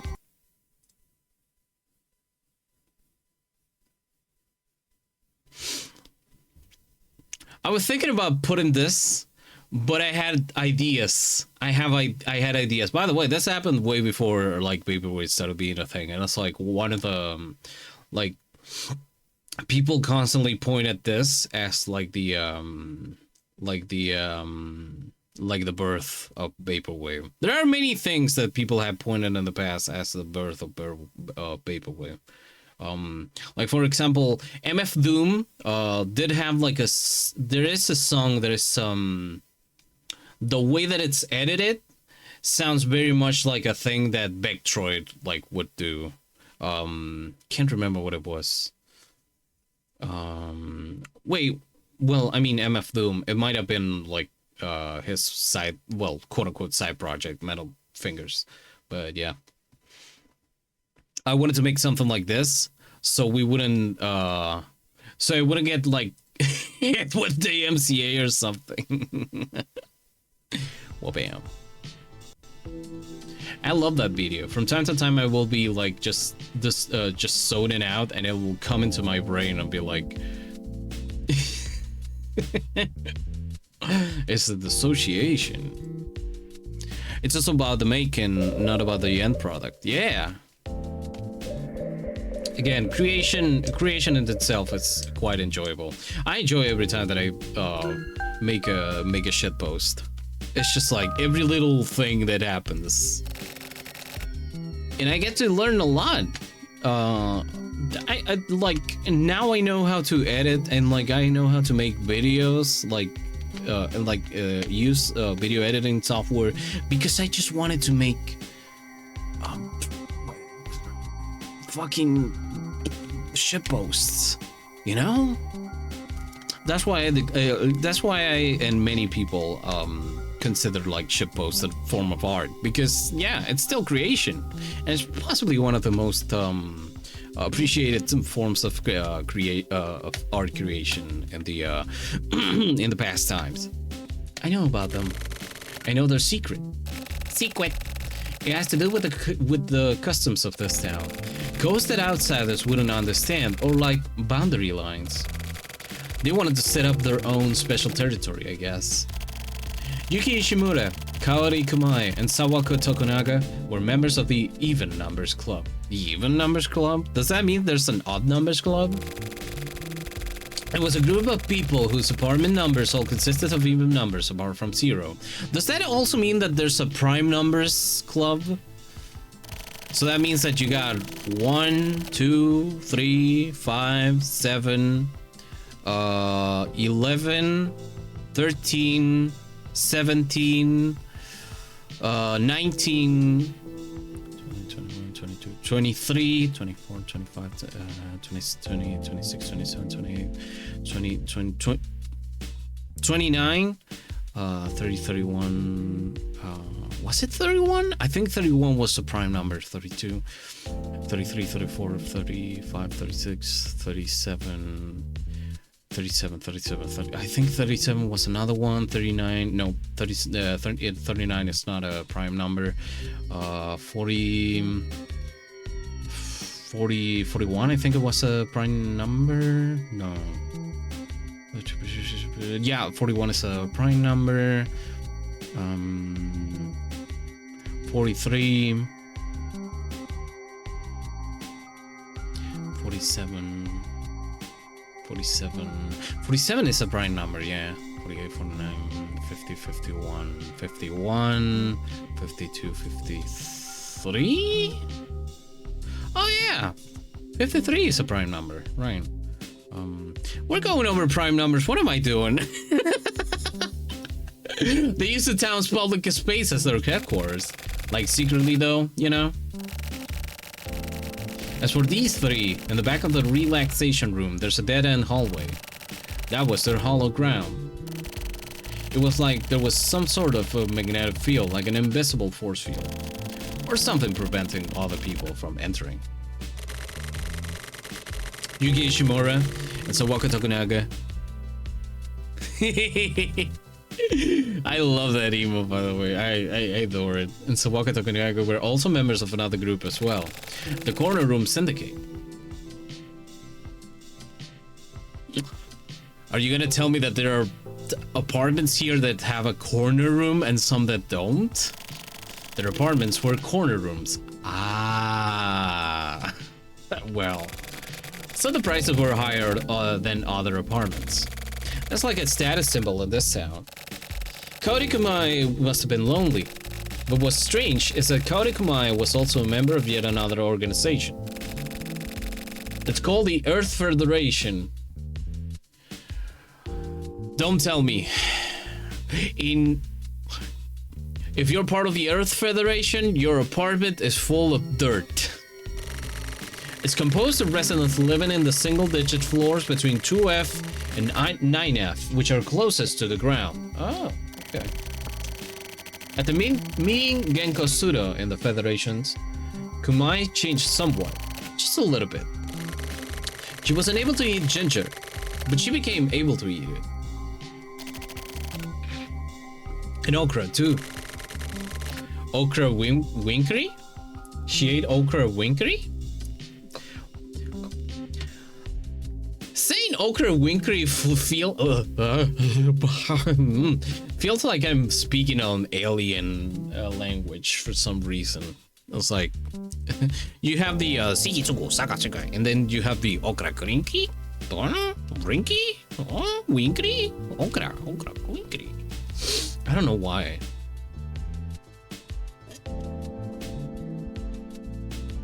I have no idea why or how. Maybe she suddenly got really into vegetables. Great vegetables. You probably had a little garden on her balcony, found a tiny bit of happiness, searched for recipes on the internet and spent her days cooking them up, warming up her household. I can't tell whether it was Genko Suda that was making her happy or what. Okay. Love vegetables. I've been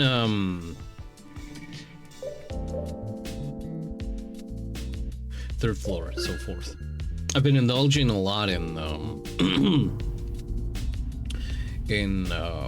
trying out vegetables with the omelet. I have this omelet mix I make, which is it's, yeah, I would say it's like 60-70% rice and 30% vegetable mix that I make, which is zucchini, onions, and garlic right now, to keep it really simple. But if I have like anything else, I will like slice it, dice it, and put it there. I just have like a tupper full of like just diced veggies that I just cut up like once or twice a week, and I mix it up in like a every morning. I just get like my measuring plastic glass thing, cup thing, and I grab some, I scoop up some from there, and then I scoop up some rice, and I like I break an egg or two, I put it in there. Right now I'm like doing like a little bit less, so it's just like the one egg. I've been putting like a little bit of flour into the mix too, so like it gets like a little bit crunchy when you get it. I put some salt, some pepper, some ground chili, ground smoked chili. I mixed it up with the egg already in there. Once the skillet is is at the proper temperature with the oil, I put it there. I try to like I put it all on the skillet. I ship it a little bit. It looks less like an omelet, but I would say that the proper name is in Spanish would be tortilla, but it's like, you know, like the closest. It's like, yeah, in English tortilla is something completely different. It's just like, anyway, I let it be there for like 10 minutes. Once it gets like a little bit solid, I just turn it around, 5 minutes, get it out, eat it. It's a really easy, really fast meal that has everything you need for the start of your day. It has some veggies, it has rice, it's got some protein, it's good, it's savory, it's nice, and it's just, you just do it and it's done, and yeah, it's great. Rice and an omelet, I'm down. It's really good. A friend once was like, hey, why don't you make like, have you ever tried to like grab a bunch of rice and like mix an egg in there, scramble it, and like eat it? And I'm like, I have never. And I tried it, and it was delicious. And then I got bored, and I decided to put like a little bit of cheese in it. Then it was like I got bored of the cheese, so I started putting veggies in it, and now it's like it's what it is now. It's really good. I recommend it. It's really easy to make, and like you just take like 15-20 minutes to make it. if you can min-max the whole thing, it really takes no time to make. And it's great meal.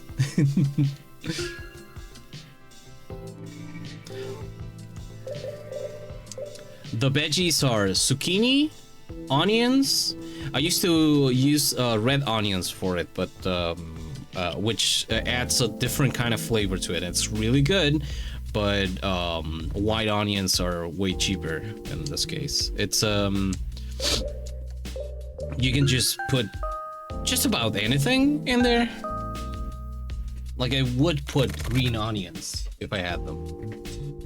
I'm Sudo. How can I help you? Hey Sudo. Ah, I see. It's so sad losing her. I have nothing now. There's nothing left in my heart. Oh, about the neighbor? Oh, Genko and Kumai were close. They were always talking about bringing things up into space. By space, they meant the top floor. Apparently they worshipped Yuki Shimura, who lives up there. Kanako Sugaya, who was called a home garden monster, was also really enamored of the top floor. Now I feel like having their recipes evaluated up on the top floor was pretty much what they lived for. Just, I don't want to badmouth anyone, but I feel like Natsuki Shimizu and Haruo Kusunaga had something to do with Genko's murder. This is just a hunch, but I feel something really dangerous about those two. It may just be my mistake though. Okay. Time to go to the 5th floor. Maybe on the 80th floor? Well, if nothing happens on the 5th floor, we might as well go there. Finally caught your ass on stream! Bueno, mire quién se asoma. Ay, Paltita. You caught me at a time just talking about food. I've actually never put any palta into the into the mix. Although I do have my own ways of mixing palta in. Welcome here. How you doing today? Bing bang. Are you a detective? What a coincidence. A detective was just here earlier. Said they were looking for Haruo and Natsuki. So you're looking for them too? The real harpies. Natural born harpies. Committing insurance fraud and acting as middleman for new illegal drugs. They were even selling them too. Oh. They had a shop where they sold cell replication enzyme water, you know? I guess it had a lot of clout and were pretty clever. And they were pretty threatening too. They were really into the shit. But usually doing that sort of business, people started talking at some point, right? But you never heard rumors about them. It's strange. By the way, maybe the day before they disappeared? Haruo and Natsuki were uncharacteristically scared, saying they've been called up to space. Looks like not even those two could stand up to Yuki Shimura. They must have been into some really sketchy shit together. Okay, we're off to the 5th, the 6th floor.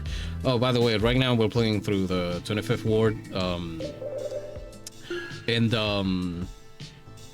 It's being a vibe. It's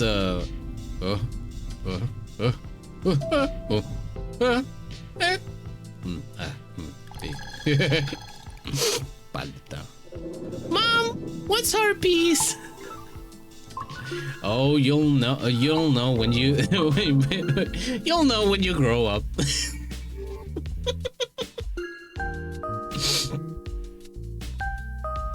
Bing bang.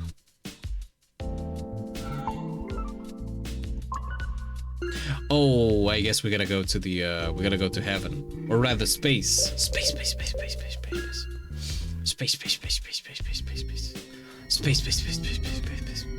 If you want to know about space, you gotta know about the planets. If you want to know about the planets, you gotta know about Jupiter, Uranus, And this one over there doesn't have a name. You can name it if you want. If you want.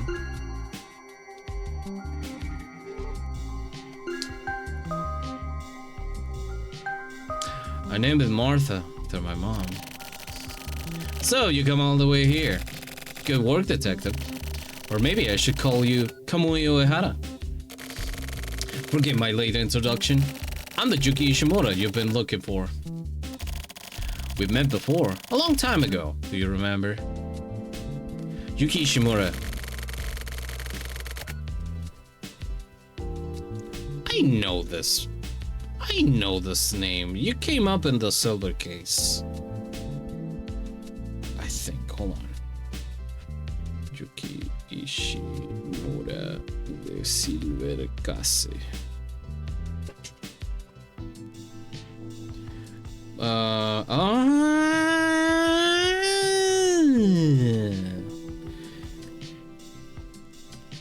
Her only connection is to her mother and Rina, the girl who communicates with Yuki. Seen texting to her friend after the school and decides to track her down digitally. Okay, but I vaguely remember this. Hold on, briefly converse about Rina and Slash, both that person who have alleged onto the living as right.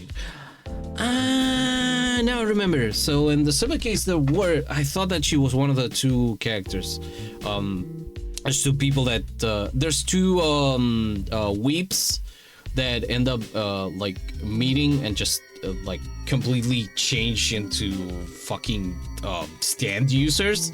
And there's this girl who knows about them and like introduces them to Tokyo Morishima. And like she's just there. And she's just like a facilitator. She's just like the door. She's just in charge of the door and that's it. Jupiter, Neptune, and my what?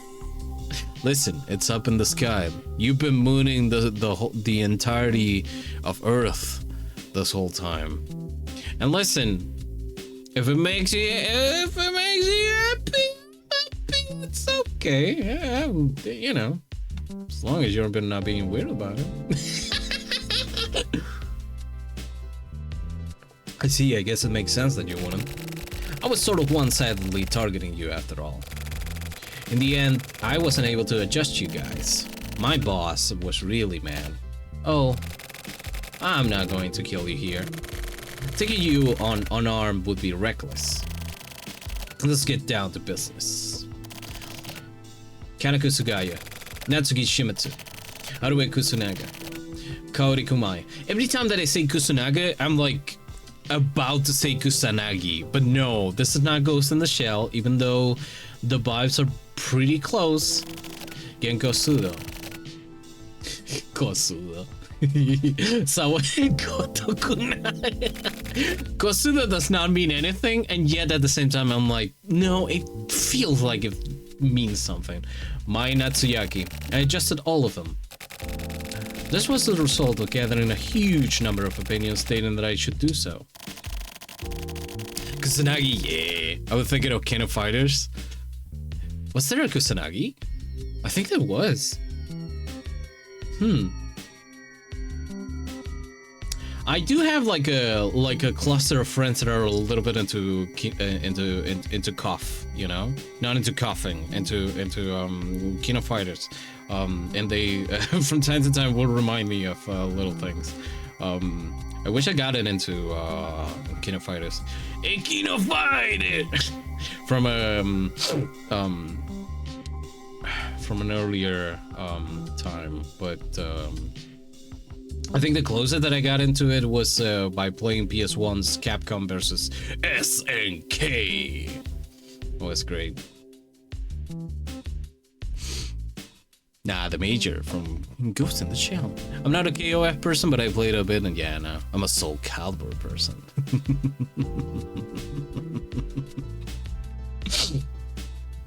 Well, Soul Calibur does have immense amounts of gender happening in it at all times.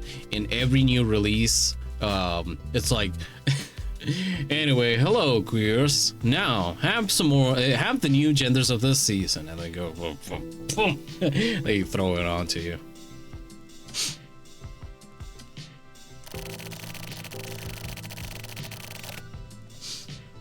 Those who would disrupt order have no place in this town. Those women perpetrated all sorts of crime, big and small. Speaking of drum and bass jungle, Sasha, one of the earliest track I made has Ghost in the Shell samples in it. Ooh. Picture me.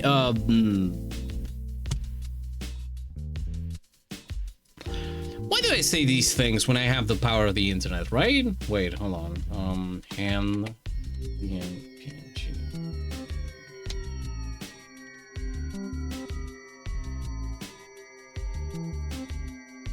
Yeah. No, that's not transparent. Excuse me.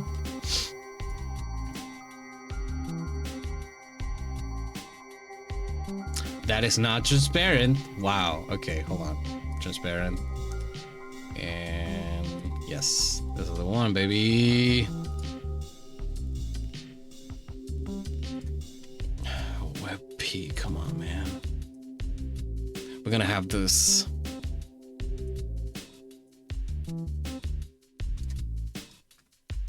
Gimme.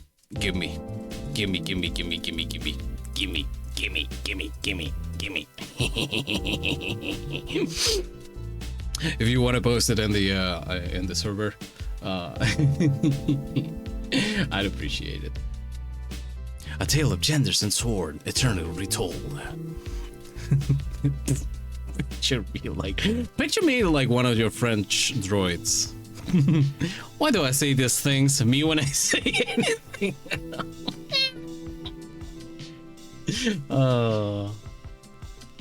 Why do I say this when I could be committed to the bit? But the crimes all fell the same size to people. Conning people out of money, leaving bicycles and umbrellas in the public space. Huh? Ganging up to bully people right out of town. Smoking cigarettes on the balcony. Setting up a murder to look like a suicide. Having a barbecue on the roof. It's all the same. People only think of crimes as crimes. In densely populated places, all crimes carry the same weight. Maybe it's a bit sad that people aren't able to forgive people. But the view is really great here, isn't it? I'm protecting this town from here on the top floor with lovely views. You already met with Nakane, right? He is the future incarnate. You must have felt it too. It's pretty much the only human being who can create permanent peace. The pretty much part is an assumption.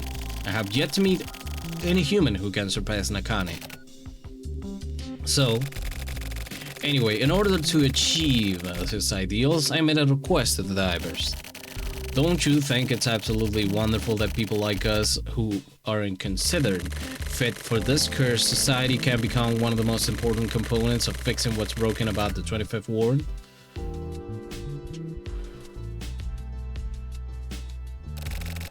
We plan to turn this town into a utopia under Nakane. A place where people can feel comfortable and safe being administered.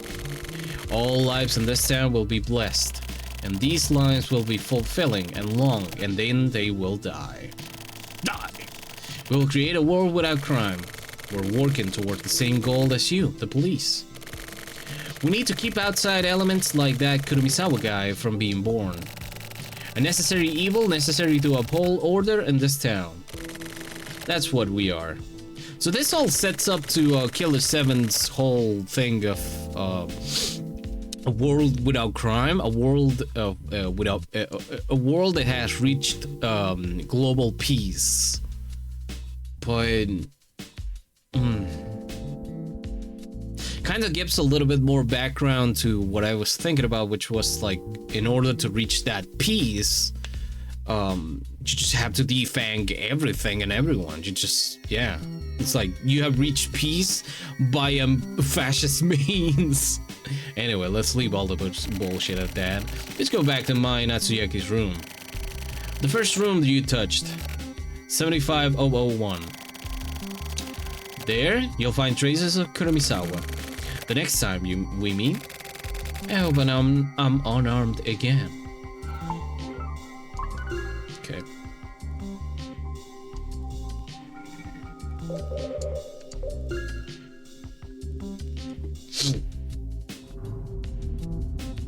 Again, it's not necessary to know anything that happened before this or anything like any of the other games, but it's interesting to see the interaction.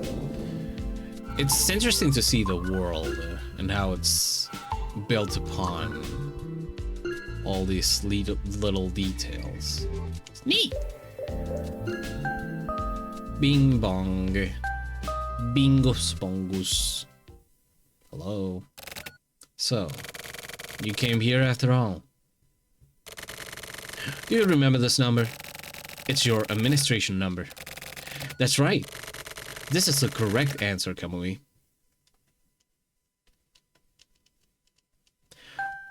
Bing bong. Bing bong. I am the Bingus Bongus.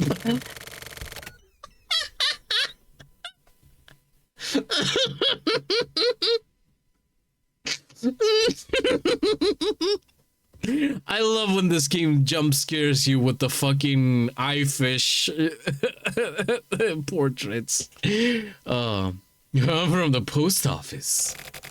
I got a delivery.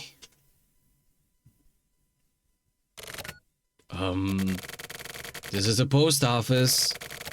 Is anyone home? Bing bong. Bing bong. Don't try pretending you're not home. Please open the door. Please listen to me before things get really ugly. If you won't open the door, I can't be held responsible for what happens. Whatever may happen, whatever you do, you can't run away. You can't escape this town. Don't try anything reckless. The residents of this district must follow the rules of this district. What about you follow the rules of these nuts? Go deliver your package somewhere else, idiot. Anyway, have you forgotten that this was one of the required conditions for living here? Listen, if you can't follow the rules, then you'll have to be prepared to face the consequences. Those who can't face the consequences of their actions have no place here. When will you learn? When will you learn that your actions have consequences? Adjustment will be required. Adjustment will be undertaken. Please open the door. Adjustment is necessary. Great. You're the one who's gonna be a...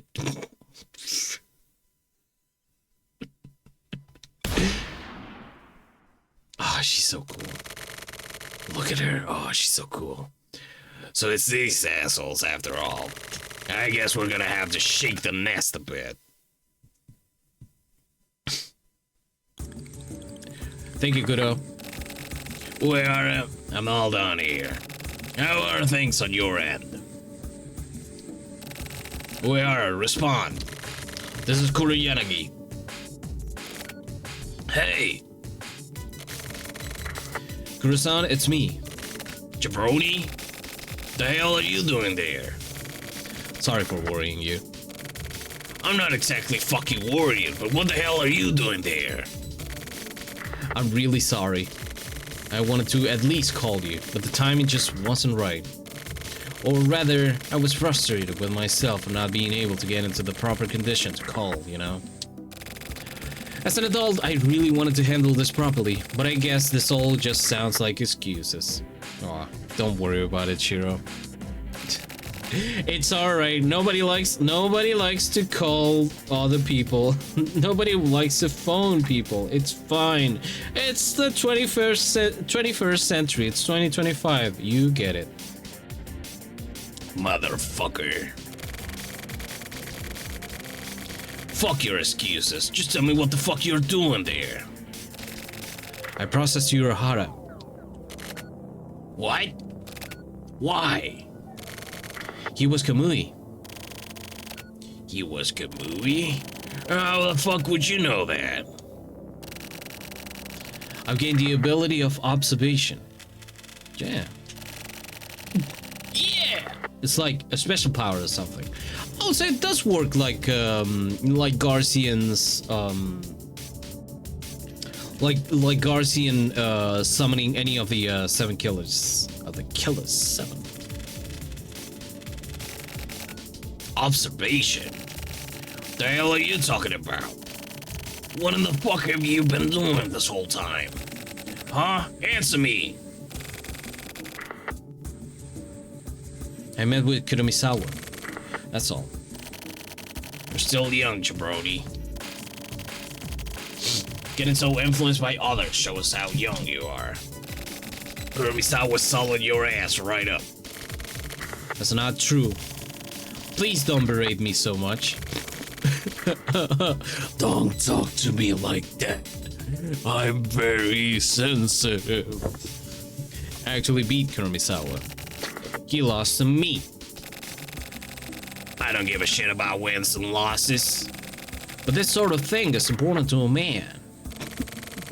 That's why men are bullshit. Thank you. Thank you. Thank you. Thank you. Thank you. Thank you. Thank you. Thank you. Always looking for a goddamn fight. Kuro-san, you're pretty battle ready yourself. That doesn't mean the same thing. There's meaning to battle. It's not just about winning. But now all we can do is win. Hunting Kamui is like my job. Observers are basically a system of keeping the balance. I finally came to understand that. Jabroni, what the fuck are you? Me? Shirogaga. I'm... sorry. I'm running out of power. Kuro-san, just one more thing. Just one more thing. What? Click. Oh, well. Yo, nice bike. There are always more accidents on days when the wind is strong. Yep. That's one thing I've learned in my 30 years in this job. Very observational. Yeah, people have more accidents when the winds hit the 150 kilograms per hour mark. I've come to many conclusions over the years, but none of them ever mean jack shit. At the same time, these 30 years have also taught me that one worthless man also means absolutely jack shit. 30 years in the wars made you the fucking observer. There are many things you can accomplish by stacking up smaller things. The motto, build up these small conclusions and work hard and austerely, used to be the source of my will to work hard, but now it just feels empty and meaningless. The moment that started feeling meaningless, that meaninglessness grew exponentially and overcame me completely. This lonely emptiness freezes my heart over. When I feel the autumn breeze, the omen of that meaninglessness pains my entire body. I can't take it anymore. I want to fit into society. Okay, buddy. I want to become a part of a society and be on the side that brings chance. Chance? Not change. I want vindication from the bottom of my heart. Something in which I can feel pride. Happy Pride. Happy Pride to the post office in the 25th Ward, I guess. The only thing that satisfied my cold, empty heart is being a delivery man. Okay, sure. Well, I'm glad that you like working for DoorDash, I guess. Nope. The sort of campaign isn't gonna resonate with anyone. Also, what the hell is with that tagline? What's even the point of that? This needs to be fixed. Ad copy is something that flashes in front of the public's eyes. Hell yeah. So it's like electricity in that it needs to flow instantaneously. Don't just give people a bunch of bullshit. Find the exact points and bring them together. What? Do you know Riquelme?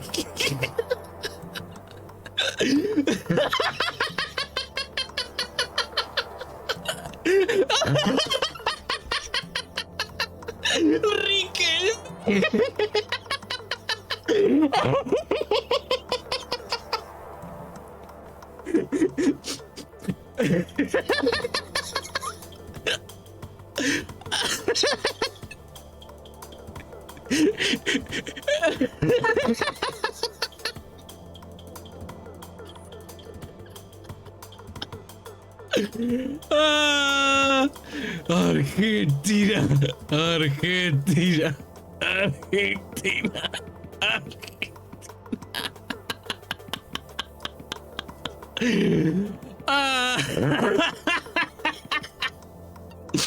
I'm sorry. I know that you all don't know what. I know that you all probably do not understand what is happening here. But it's okay. It's all right. It's all right. Also, by the way, this is gonna be the. This is what the boy will turn into from now on. This is what is happening. I want you all to understand. This is just what it happens. So Riquelme. Riquelme is Wow. It's So Riquelme used to be a football player. Back in the mid 2000s, he was a football player for one of the most prominent football teams in Argentina.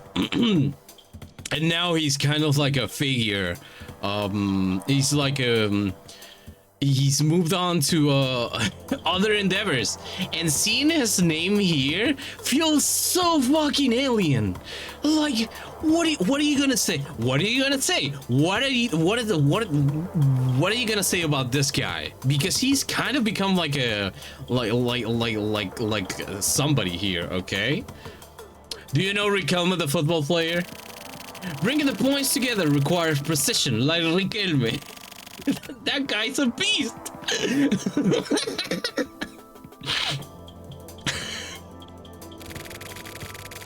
You need to be a beast when it comes to getting to that point. I mean, we're pros, so let's work like pros. You're misunderstanding the meaning of promotion. What ad agency is this? It's Dento. This is supposed to be a positive campaign for the Postal Federation. This can't be a Dento job. That's only on the surface. We need the power to twist the facts of those delivery men going out of control. Power! We need power! The power of love. Okay. The promotion needs to be lighter, something more body, to play to the desires of the public. Send a positive message that the delivery men are here to protect the people, that they are white knights? I'm not okay with that, though. Get a bunch of juicy gossip out there, the kind of shit that'll get these victims to stop thinking of themselves as victims. The good intentions of the delivery man caused a tragic accident. This is the perfect chance to appeal to the people's good sense. You gotta make them think more comfortably. Use an optimistic topic to get people to think. People get caught up in thinking and repeat the same meaningless cycle without realizing it. They need more stimulation. You gotta aim for the people out there who are starving for stimulation. That's how you run a campaign. You gotta control the people. When people move, the world moves. That's our job. Adjust the people, shake up the world. Okay. Alright. So we're gonna control the world. La Riquelme. 2:18 p.m. Heinous Crimes Unit.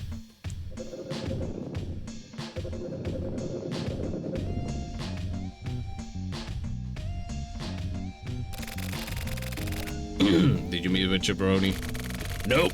Just over the phone. I made contact. He doesn't seem human anymore. But he was calm and collected. He may be calm, but he's acting like a psycho killer. Qu'est-ce qu'il sait? I'll take care of him myself. That's what he wants to. That's how it's gotta be. Kuro, is there nothing you can do about this? There isn't. He's a Kuromisawa copycat. Violent criminals need to be processed. You're the most calm of all. Why does the HC unit need to start killing each other off? That's how Jabroni wants it. Is that not okay? As long as that's really what he wants. What do you mean? What do you mean by that? What if you're being set off to kill each other out, and what if that is somehow related to Kuromisawa's existence? I doubt that. It's impossible. I can't be stopped. Kuro, that guy has already died once. Don't forget that. Nor what it means to kill him a second time. I know. I'm gonna process him, taking all of that into account. Well, as long as you stay calm and cool. I just don't want to make any more sacrifices. The HC unit is a part of me. For me, the HC unit is like your own physical body for you or Jabroni. And I'm sick and tired of the pain of losing it. I'm going to do everything in my power to protect the HC unit. By any means necessary. So, Kuro, I'm leaving Jabroni up to you. I understand. I love Kuro.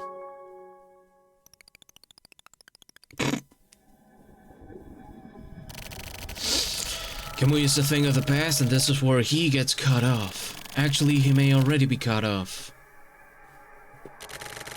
I exist for the purpose of ending Kamui. An existence that erases an existence. An existence that erases an existence? Are we making a... Are you going into the a mystery that solves all mysteries? Only the shell remains and the contents are gone. Or maybe someone took them away. I can't see Kamui at all. Unless I erase Kamui's existence, my own existence will have no reason to be. It's actually meaningless. Even if Kamui's proliferating copies are eradicated, not only will Kamui not disappear, but his very existence will increase. This is a battle for both my and Kamui's existence. Kill the specter of Kamui. Just keep thinking of that. Drown out the static. Eradicate everything and then listen closely. The signal you'll hear inside the quiet calm is the key to knowing Kamui. Proceed calmly and carefully, and then boldly and powerfully. What would Kuro-san do at a time like this? I don't know. Probably call you a little pee-pee piss boy? Most definitely. 9:48 p.m. Construction site.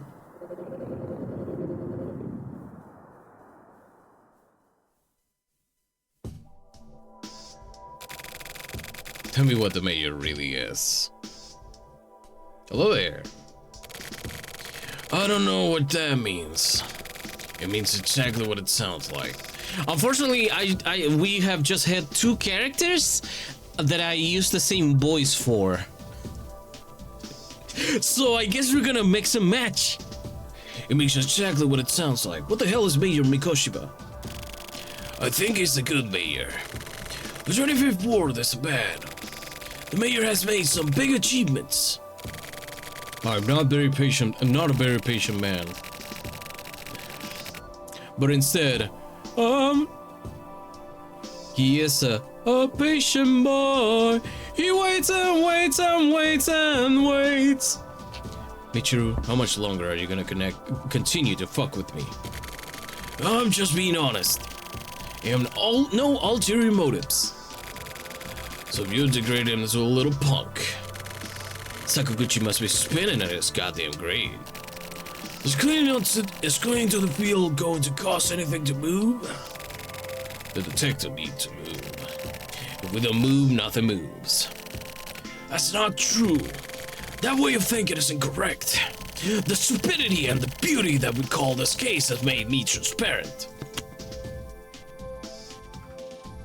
So, just so we're clear, it disappears. It's like, no! Get back here, you motherfucker! I have words with you! No! So? You don't understand anything, do you? The case itself is still. The detective fixate on the results of movement. The detective don't mind. Don't move.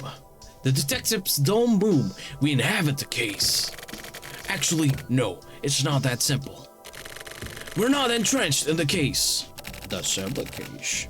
That's just wordplay. You're chasing logic and losing sight of the nature of the thing. Michiru, open your eyes. Open your eyes. You're not a detective anymore. Yes, I made a clean break. I wanted to be clean. You can take a shower, man.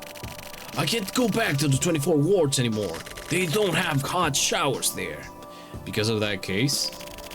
The residual image won't go away. I've been scarred deeply. That case. When you first met Jabroni.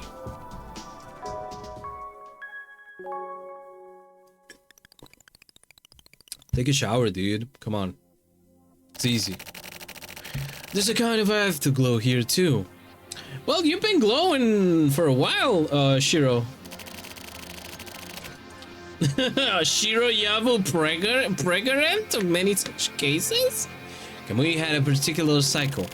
He'd weave his way between the human senses and created a sort of focal point. That much I understand. But what's beyond that? I need to read that. I need to read the afterglow beyond that point. Kamui's afterglow. Become one with Kamui.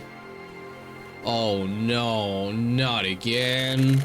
In both body and mind. So what I'm thinking is that every, like, most quote-unquote young people are have been that exist in the 24 wards are the concept of Kamui, which is the perfect killer. But like people like an not more, well, yeah, it's like you're either like a Kamui or an Ayame. So that means that the what is it, the possibility to commit crime, like the potential to commit crime in the 24 wards if you were born there are always in the background until you activate, until you are activated. And this guy is getting there. No, that's not it. Something isn't right. Like how you're either a Sora or a Xehanort. Yeah. So it's a very gender thing. Ayame and Kamui are actually like the same. Like they are like the same. They have the same goal, but the system that they have is that they pacify each other. Like I was about to say Sora pacifies Xehanort, but no, I'm not. I am not so deep into KH lore to be like there. You know, I am. I'm like in the Silver case there is.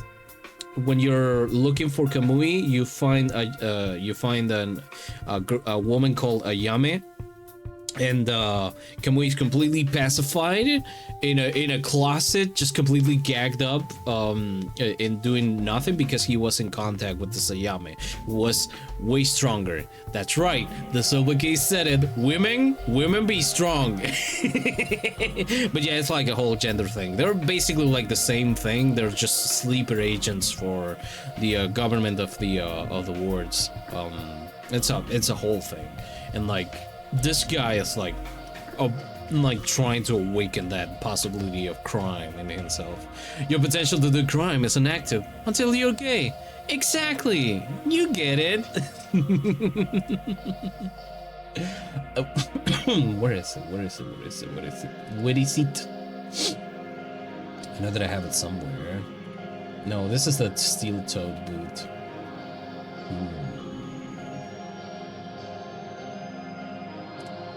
guess I'll have to look it up.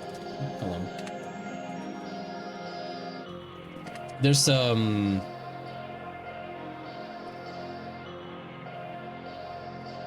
but I want it to be like big, you know? I don't want it to be like this. Oh yeah, no, this is not the this is the original. There's this one. Yes, this one.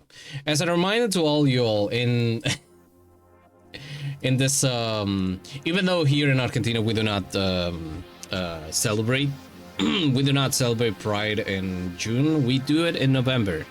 But again, this is a thing that I've been saying, and that you should too. Take any chance, any possible moment to rejoice with those that feel a certain way. And first and foremost, be gay and do crime. You got it, baby. By the way, I have that as a I used to have that as a shirt. I still have it as a shirt. I got it in the sewing corner.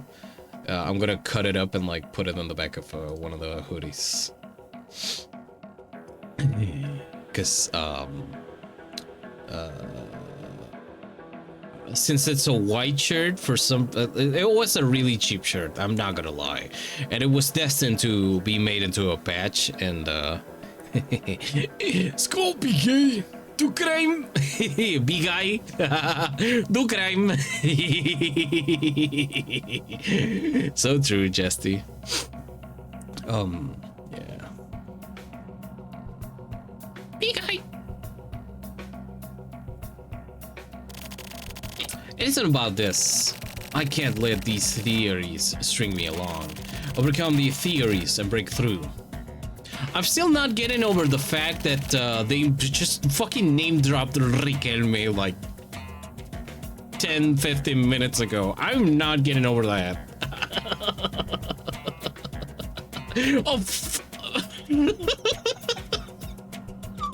Oh man, I have a friend who's really who's gonna have, for real, for fuck you, hold on, they just name dropped Riquelme. They said, you know, Riquelme, the football player. They said, it's like, wait, where is it? And I did take a screenshot of the second thing that they said. Hold on, where is it? Where are you? And I'm so sorry. I cannot sleep, I cannot dream tonight. Power, we need power. Hold on. So it's the previous one. Here we go.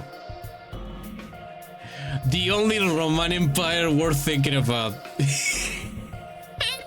Check it out. Bringing the points together requires precision, like Riquelme. That guy's a beast.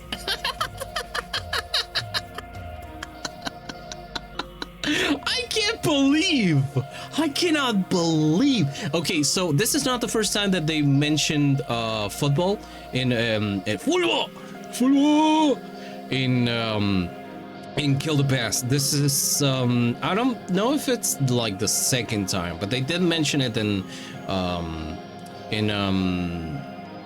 Flower, Sun, and Rain. In the manual, there's like this whole section put up by put all together by a French guy called Charbonny, Stéphane Charbonny. The guy is fucking crazy for football in general, and he did not mention anything about, you know, there were no Argentinian mentions, but there were I think there was like a slight mention of like a, because they did touch on the World Cup that happened in Italy, if I remember correctly. But it's like, it's just like a thing. It's like, and the fact that like Suda knows about Riquelme somehow means that Suda Bostero Suda Bostero. Now, for the non-Spanish speakers and probably the non-Argentinians, Bostero is the name that is given to the fans of Boca Juniors, which is like a local Argentinian football team.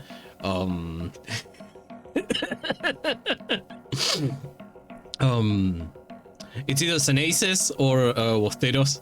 And I'm saying Suda, we gotta get him a shirt. We gotta get him a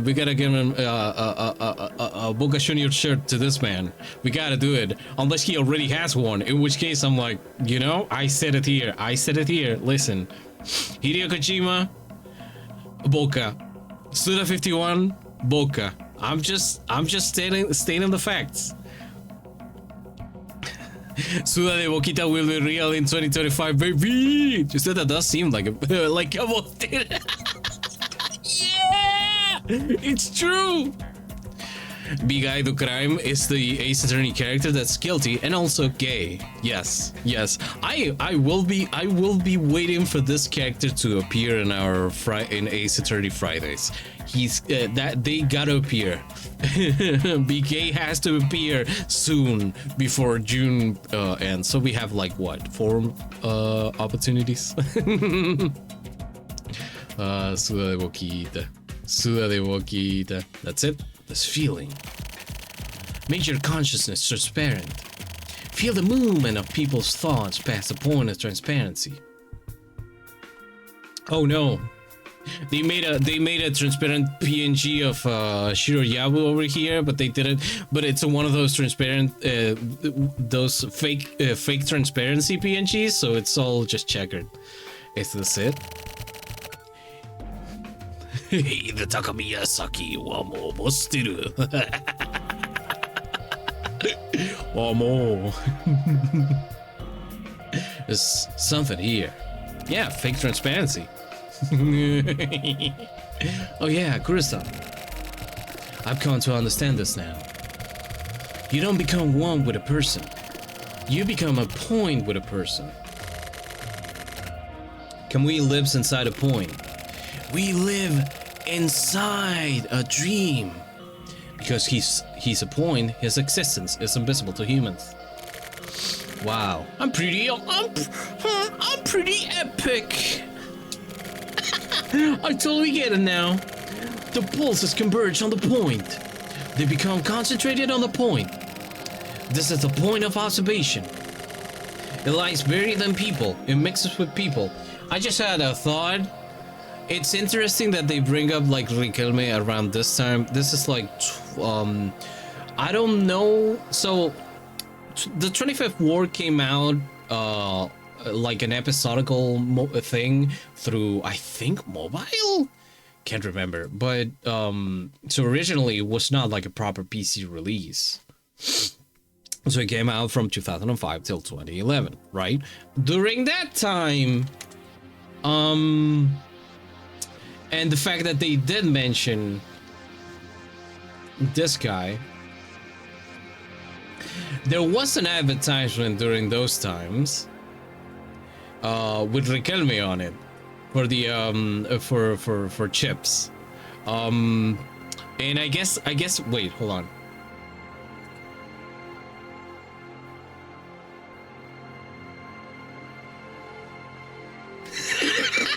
Riquelme está feliz.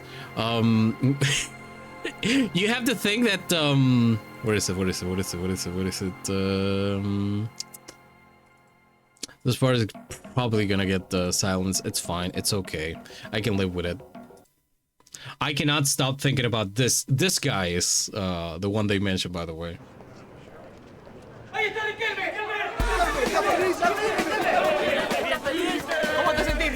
Riquelme está feliz. Riquelme is happy. That's what he's saying. Everybody's asking, how is Riquelme? Is Riquelme happy? Riquelme. ¿Estás feliz? Riquelme está feliz. Oh no. The dog. I feel like this was directed by Suda, you know?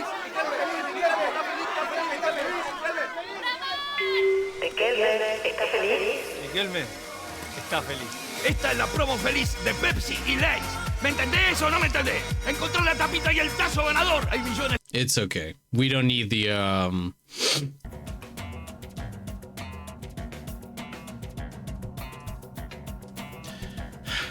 the fan service. Yeah, they definitely showed the best of Riquelme to the people. Yeah. Riquelme being fucking happy, I guess. Man, 2000s were weird. And again, I will say, wait, hold on a minute. Hold on, I just realized a thing. Hold on, hold the phone. Hold the phone. These commercials always remind me of Chayanne. Chayanne! Did he have an ad? Did he have an ad? Hold on, wait. I need us.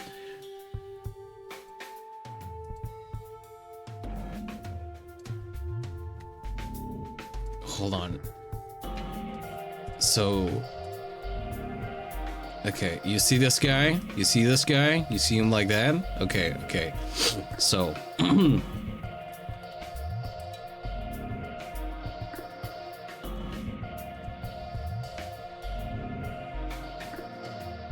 so, and this one is this is gonna be this is so okay. I had a thought and I'm pulling through. I am pulling through. Now, is that a coincidence? Is that a coincidence? Did they put that Riquelme has the fucking Garcian swimsuit on? I don't think so. I don't think that this guy. Like, look at him. It's except for the shirt. Like, it's like the same fucking picture. I'm okay. But also, we do have to like we do have to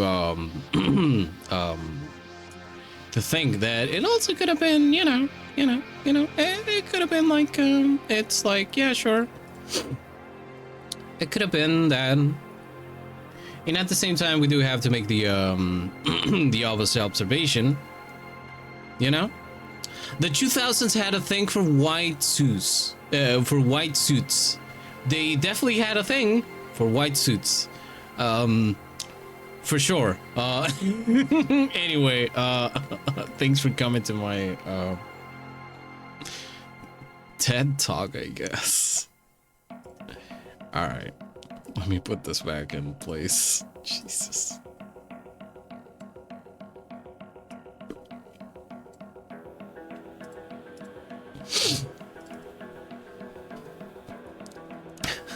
Like commercial. Oh right, the thing. Was there one with Chayanne? I don't remember. The only thing that I remember is like the music video for Torero that was filmed in I think it was in Retiro, which is the northeast part of Capital. I know that they closed off some streets and everything. No, it wasn't on the north. I mean, it was in the northeast, but it was not on that side of Retiro. It was on the other side of Retiro, which is on the west side. It's a weird thing, you know. Buenos Aires is weird. But yeah. En las frenchitas ahora son leyes. Chashane. French. Right, because they made like a whole. Right, they made like a whole.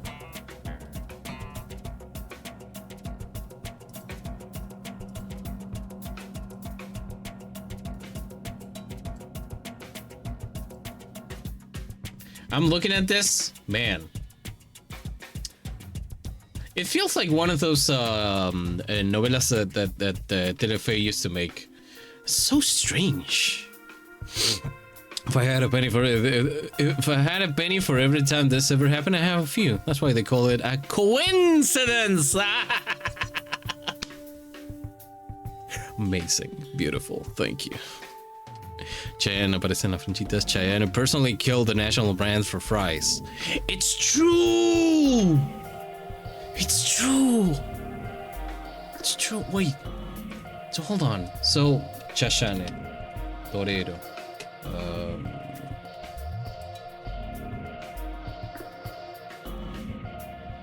So the music video for Torero came out in 2000 and wait, when did it come out? Yeah, 2002. And the Lace commercial came out in 2001. So not only did he come to kill the national brand that PepsiCo was using to do their thing, he just decided to dance on its grave in the meantime. Wow. My thoughts about the Cheyenne have changed completely, and I must kill this man. No. I must kill this man by giving him comically large bag of chips, of course. Like the cartoon character that I am. Lies buried in people and mixes with people. Become a point and create a focal point. Kamui is right there. Kudo-san, I'm not wrong, am I? I don't know, man. I just got here. In the meantime. Construction site. Right, these two.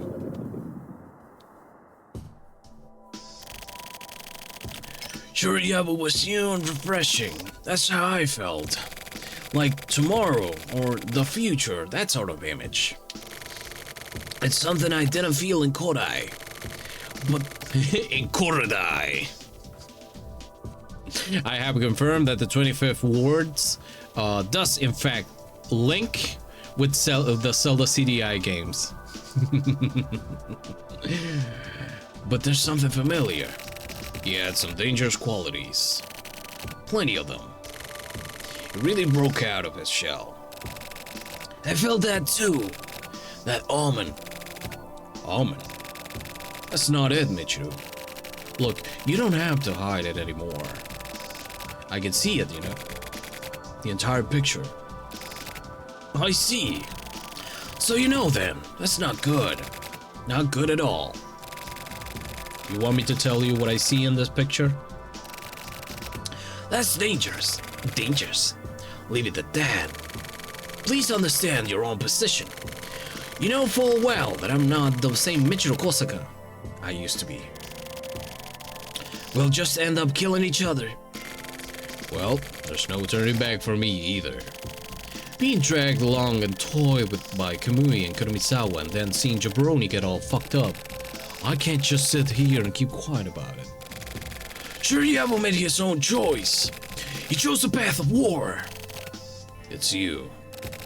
You're the one who drew up this roadmap to war, and who brought Kuromisawa and Jabroni together. Kuromisawa isn't my pawn. You're reading too far into things. Jabroni is after the major. What does that mean? You know what that means. Your guess is as good as mine. But if I had to, I'd say fish. It's not about who would profit in Mayor Mikoshiba, who has been fighting against the 24 wards were to fall. So you think the 24 wards had a bulb? Yeah. It's you, Michiru. Who's gonna believe that you, a frontier supporter, have the best interests of the 25th ward in mind? Definitely not me. This is really starting to get silly. Finally, it's starting to get silly. We're like, what, 4 or 5 episodes into the game? Hatsuba, you're in a dangerous spot here. I'm fully aware of the danger. And I'm also fully prepared to sell this with you. That's wonderful, how you're able to have such a sense of duty. I'm interested in the driving force behind that. Well, I'm the section chief. I got my responsibilities.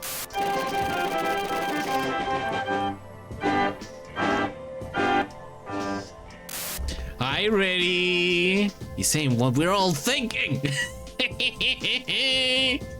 Hi, ready? Welcome in.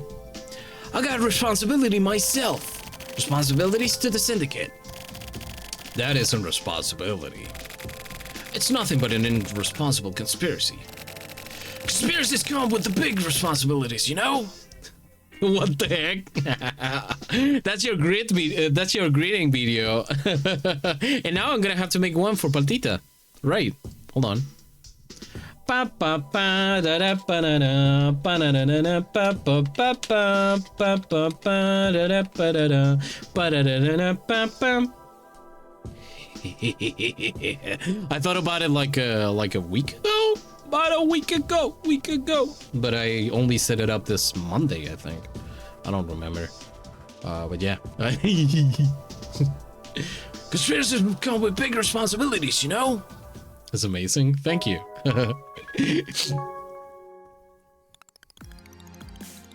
Yo. Again, the fucking shots in this game are so amazing.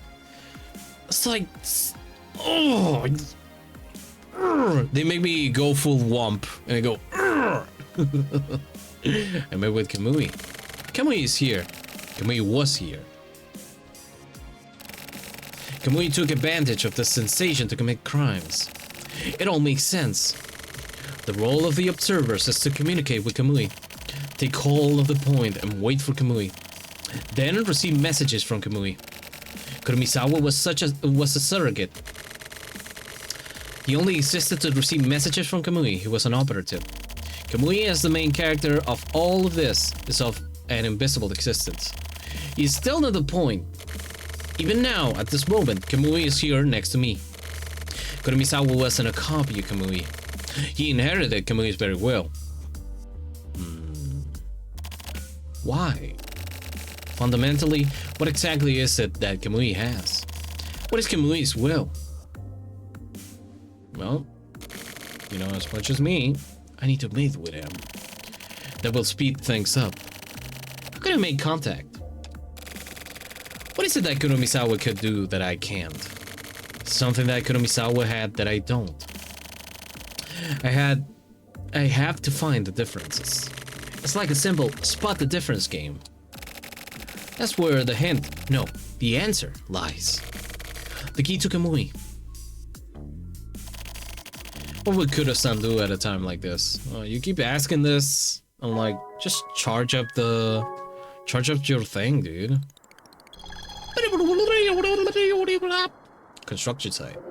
Again? Okay. Okay! Oh. Oh! Okay. So you're serious? I can tell by the look in your eyes. I'm always serious. You know me. I'm always being the serious Sam. This get exhausting, but it's still. In that case, I'll be frank. Hello, Frank. How you doing? You alright? I'll tell you everything. So please be frank with me too. But I told you that I'm Sam. I'm serious Sam. Yeah, alright.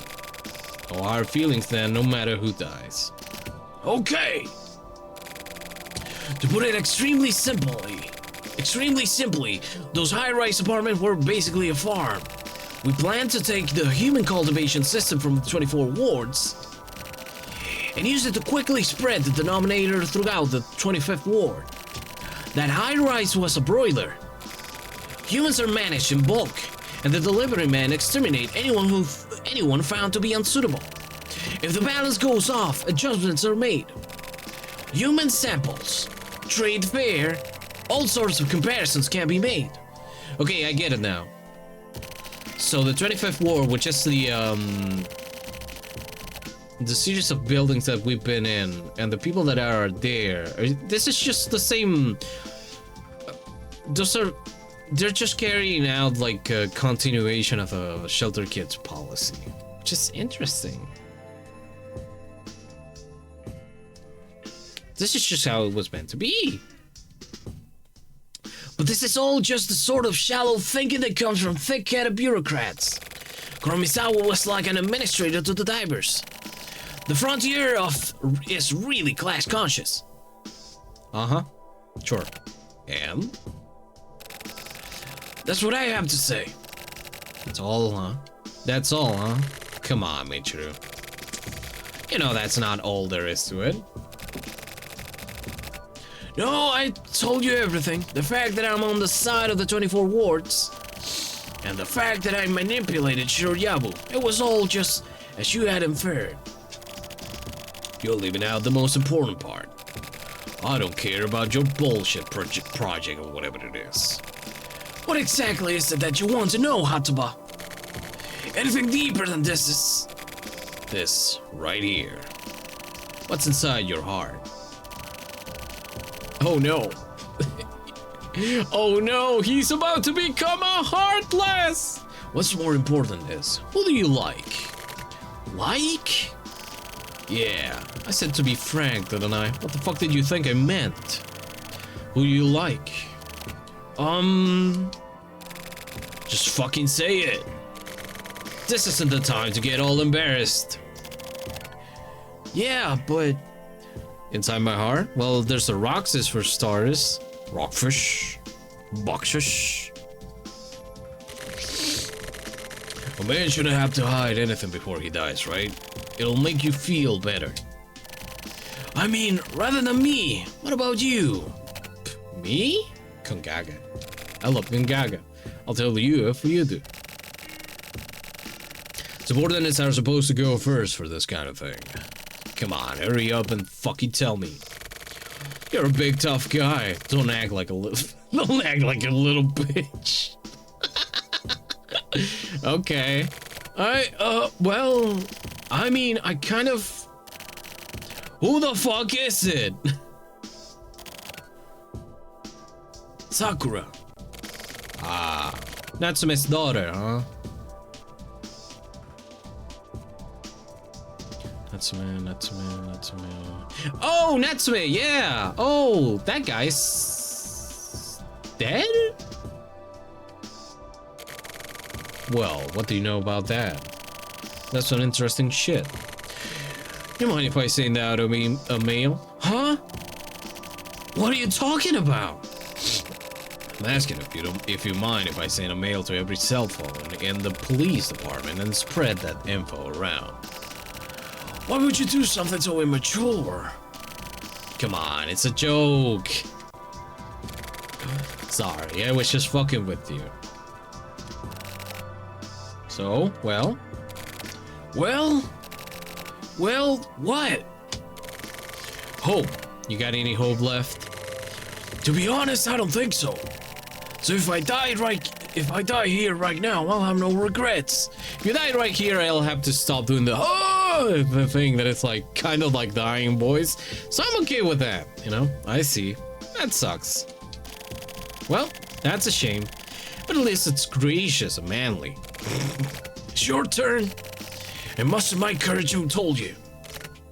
Me? Me, huh?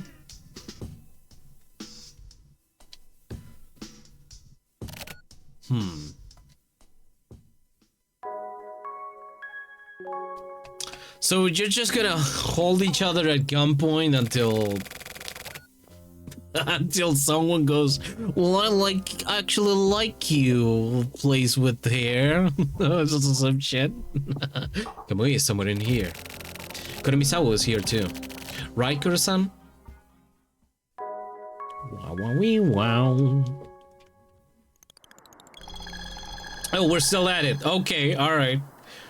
Are we, escalating in any capacity? Nope. No, we're not. We're done with that conversation. That's not fair. You can't do that.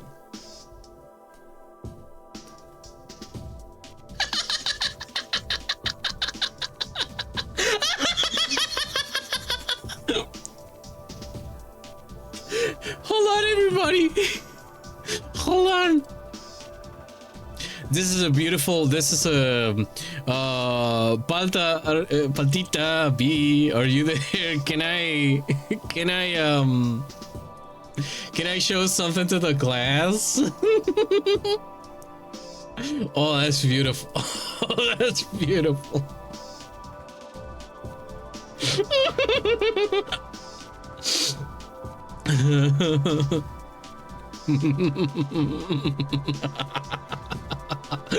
Oh.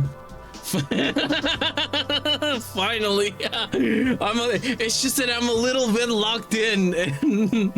Yeah, I'll have to show this. Oh boy, Sasha's live on Twitch. I must kill Puerto Rican Latin pop singer and actor Chayanne.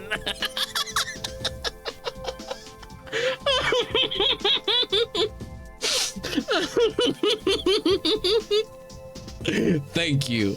Thank you. Thank you. Thank you. Thank you so much. So this beautiful.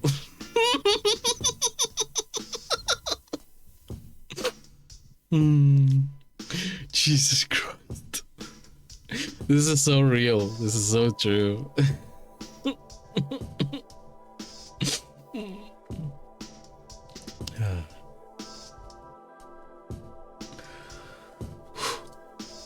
Hold on.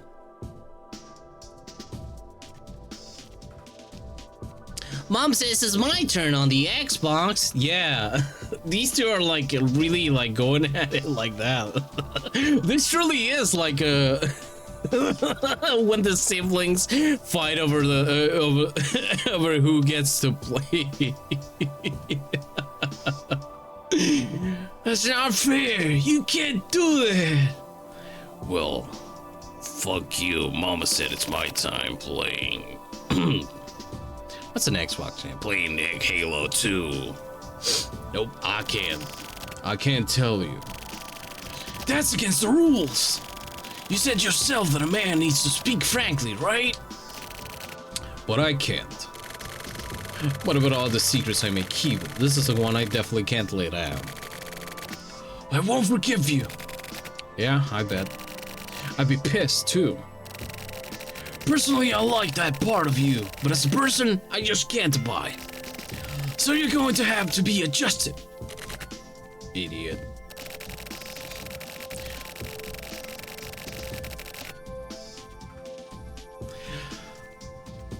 How long has it been? 5 chapters? 5 chapters. 5 chapters without using the R word. Great. Alright. You guys use stupid words like adjust. That's why your soldiers are all pussies. It was simple from the start. You and I just need to fight it out. Yeah, you're right.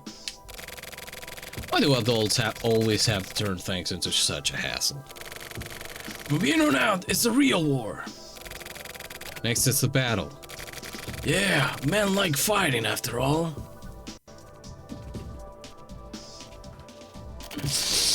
We fucking love it. You really are a beast. Mr. Beast! So, you wanna do this? Yeah. Okay.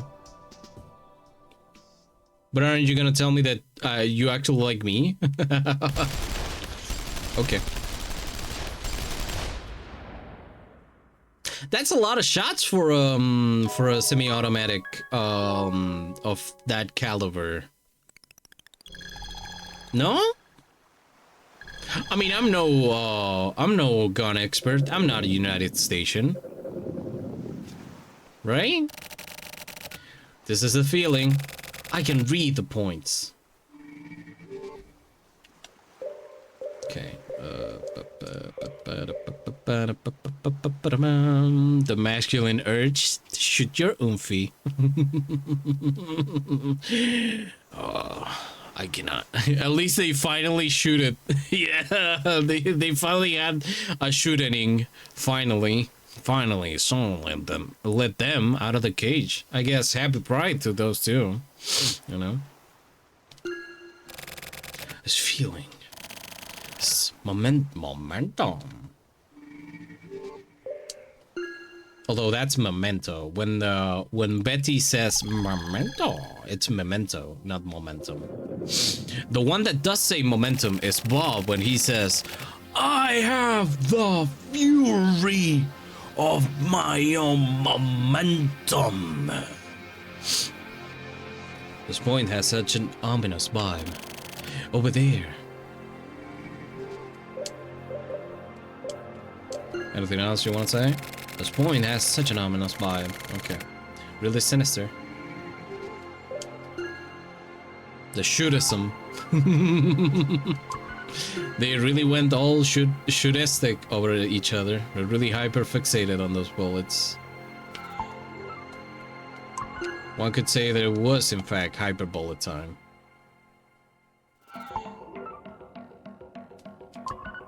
Is that desk like gigantic? Is Shirayabu like crawling through this whole place, or are we getting that Shirayabu is actually like a meter tall, like a for the Imperial unit users, a 3 foot tall hitman. I just imagine like just H47, but just tiny. That's a small average height. Oompa Loompa. Yeah, just became an Oompa Loompa. Yep. Oompa Loompa Loompa Dee Doo. Next time I see you, I will shoot. Oompa Loompa Oompa Dee Dee. You will never get a bullet on me. Oh, okay.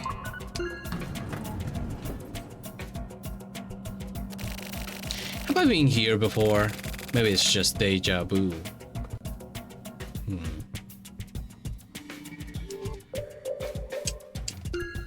By the way, oh man, no way, I reloaded the stream to catch up and I got it. No!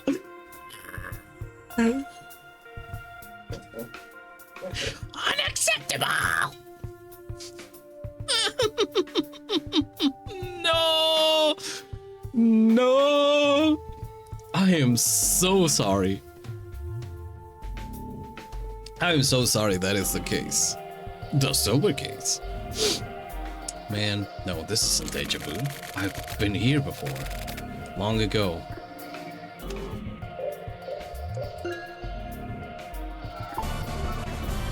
Oh! Whoa! Oh, Faltita, thank you. Thank you for your support to the Void City. We really appreciate it. I hope you enjoy the emotes and the no ad time. You're dehydrated from eating lace. Please drink Mountain Dew to skip ad. Oh no. Mountain Dew. Just so that I don't get lace ads, of course. Of course. Cha-ching! Hello. Mayor's office. This has to be it. Here. Real. I can tell by the sensation and the feeling of this place. I can see it up ahead. Look.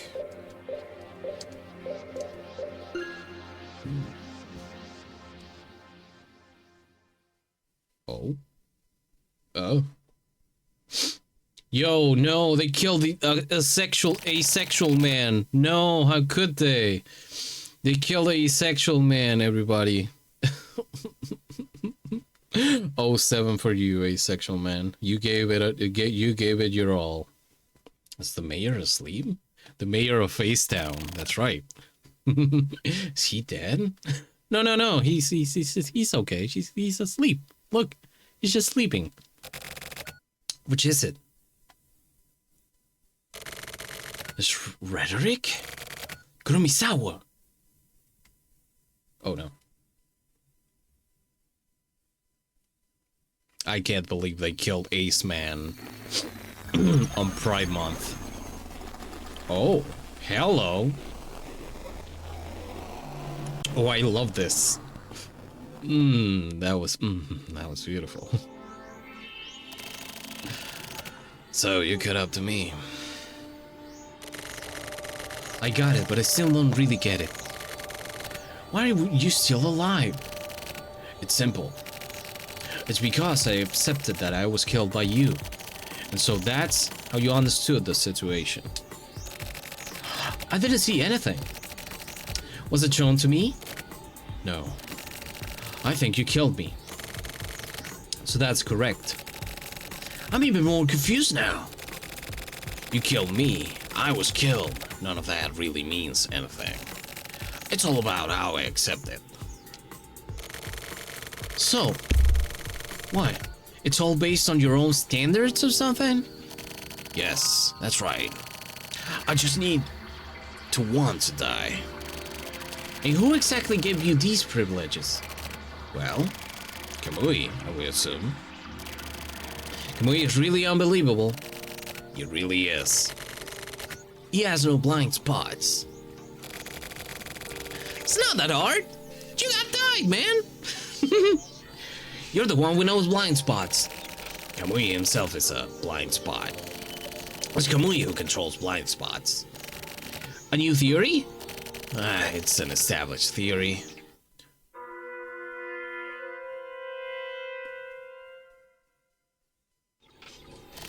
Huh? You heard that, right? What was that? It's time to shift. Don't try to escape. I won't try to escape. I'm just going to switch places with you. You're fucking with me, right? That's the signal to shift. It's like Kamui's ringtone. Okay. It can only be received in points. I have no idea what the hell you're talking about. Okay. Yeah, I'm just gonna kill you. Hey, Chad, I think we're gonna have to kill this guy. That will be necessary. Sure, Jabu, you're the surrogate. Oh. What? It exploded. Kuro-san, is this okay? Don't ask. Think for yourself. This is why you kids are all weak. See? I love her. You'll just want to do things as easily as possible and have others think for you. Get your shit together. That explosion sounded more like someone ripped ass. Yeah, it was like a fart with extreme reverb.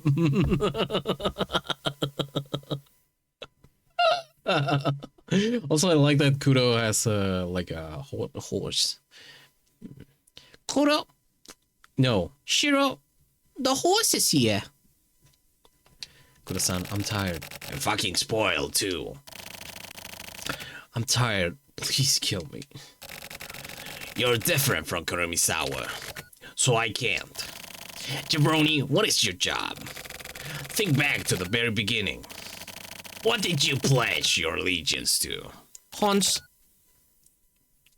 Justice. Well, I thought it was justice. It was horns. That's right. So it's simple. Before bitching about shit like being tired or wanting to die, what do you need to do? I gotta lock in.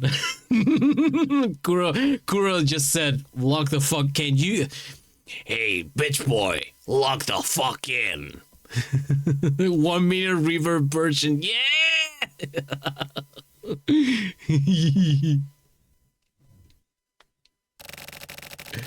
Buck up and prepare yourself.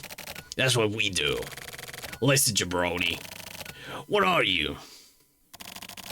A detective. Good answer.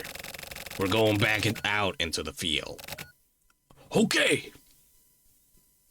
Are you okay? Yeah, the No! The Jabrusi. Oh.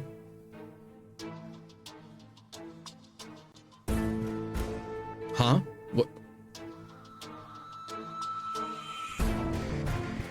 Huh. Huh. Okay. I was not Rodriguez. Got a morning. Oh, Akira Yamaoka made the he worked on the on the original music for correctness. But this is not the end. There's more. That was the thing? No. This can't be it.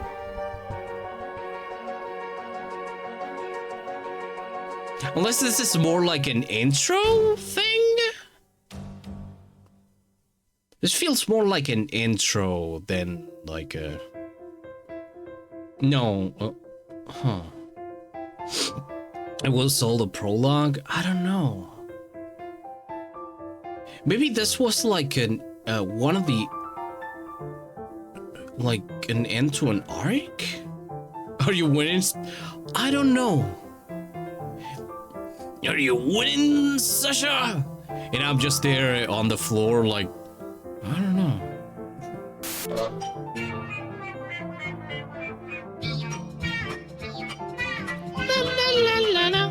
Now I am winning.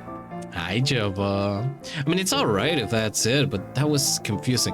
I mean, this is, well, you do have to understand that this is like the 5th, like chapter of the whole thing, but even so, like, we just started like doing the like the whole investigation and everything. Meow meow meow meow meow. Meow. Original the 25th War development team. I don't know, it feels weird. It feels like there has to be more. It can't be this, like, so now what happens with...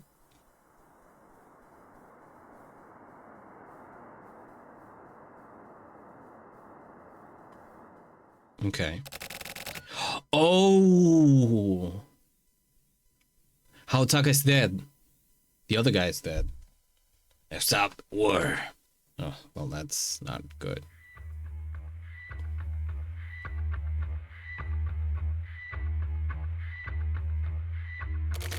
The real investigation for the guys with River Farm exploded.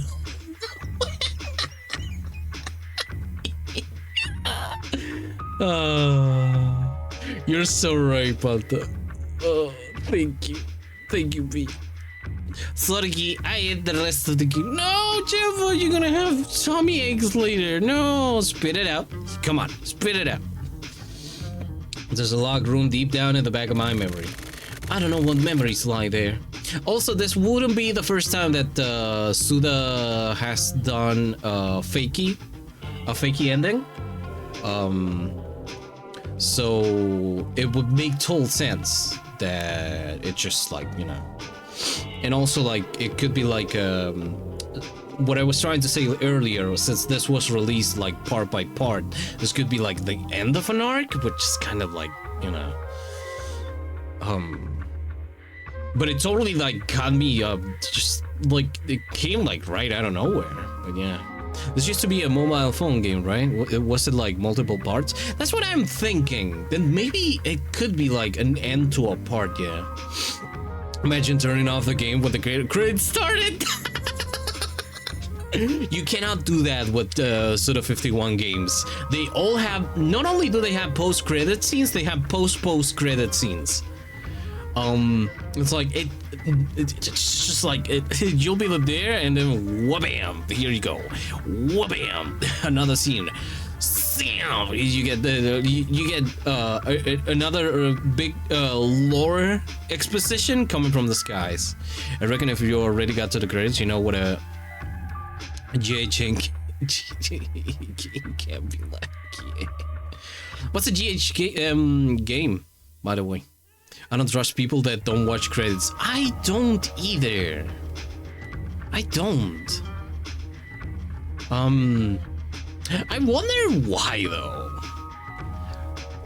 Cause like post-credit scenes started being like a night. Oh, Grasshopper Manufacturer. Oh, okay, yeah, no, okay, no, you're so right. Yeah. I forgot if you already got to the credits. Yeah, Yeah. No. Yeah. Sorry, I was I didn't recognize it. I'm just a silly little creature. But yeah. So far, we have finished the Silver Case, Killer 7, Flower, Sun, and Rain, and they all do that. So yeah, no, you're right. Yeah, they do the thing. So yeah. By the way, have you played like any of the any Suda games? Other Suda games? Which ones? I don't know what memories lie there.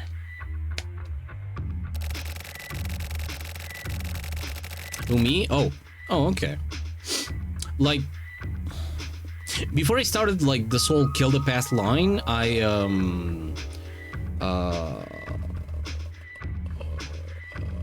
played a little bit of the start of No More Heroes. I played like the first 5-10 minutes of Killer 7 on the PS2, not the PC version, and that's it. The Bouncer. So it's like, yeah, it's not, it'd be like understandable. Besides post-credit scenes too, I really like the feeling they give me. Like, I reflect back on the journey I had with the pieces of media and jam out to music and stuff. Yeah, especially because like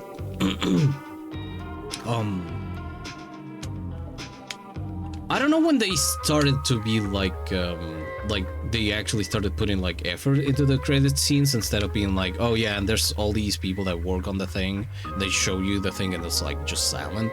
Probably somewhere around the 70s, the 1970s, that they started kind of like putting a little bit of effort into it. And in the 90s, like a lot of people started like, you know, like putting extra graphics into the credits and everything, like in film. And then video games started like, you know, being a thing, and they started like making fun little credits. But yeah, the having like that space that is still part of the movie, but it's still like, it lets you like eat and ruminate on what the thing that you just experienced, what it made you feel. Yeah, that's really important. It's also just a good time to decompress from finishing a game. Yeah, it's great. It's like you like just everything just you stop being part of the action and you start being just like quote unquote safe, one could say, because there's no new information or not anything new that's happening, which is great. Started Killer 7, but I know it will be a thing when I'm in that yeah. It especially because Killer 7 has this it has a very particular gameplay. It has a really particular gameplay to it, and like you gotta like really feel not only in the mood for like action games, but also like in the mood to like learn the mechanics that it has, you know. But yeah, I think that it also has the best laughters. It definitely has the best laughters. Once you get like in the rhythm, it's a really good game. I barely like. I'm a new fan to this whole thing. I've known about Suda for the longest time, and I've known about his games for like the longest time, but I've never really dipped into them until like the start of this year. And honestly, it's been great. I've never thought that I would get like so hyper fixated over a piece of media, like the way I have for the longest time with Twin Peaks. The same way, like that, like have that energy for a new piece of like a new IP or like a new universe. And here we are. It's great. See for No More Heroes someday. Yeah, when I started playing No More Heroes, I had like that same thing. It was like, this is a good game, but I don't. It's just like, yeah, I'm trying out the PC version to see how it works, and like it's good, but I'm not right now, but one day. And in TB2, I hate when streaming services are like, okay, on to the next thing, barely giving you a chance to respond. Yes. Yep.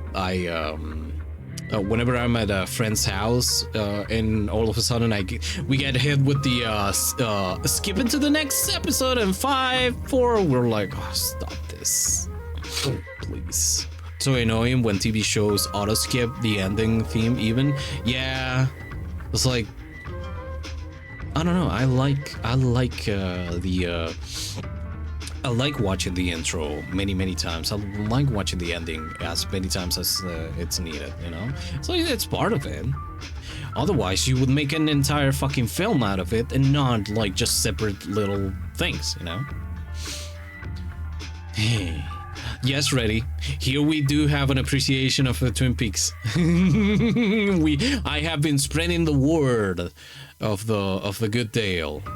In fact, with Jeva and Rally, a friend of the stream, we've been doing a watch of the whole thing. Rally and I have watched Twin Peaks in its entirety before. This is Jeva's first time, and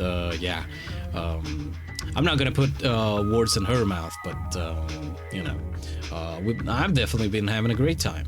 This Sunday we started watching The Return. I think this is my 3rd time watching The Return. Actually, it's the part of the Twin Peaks that I've watched the least of. But it's great. I'm really dig it.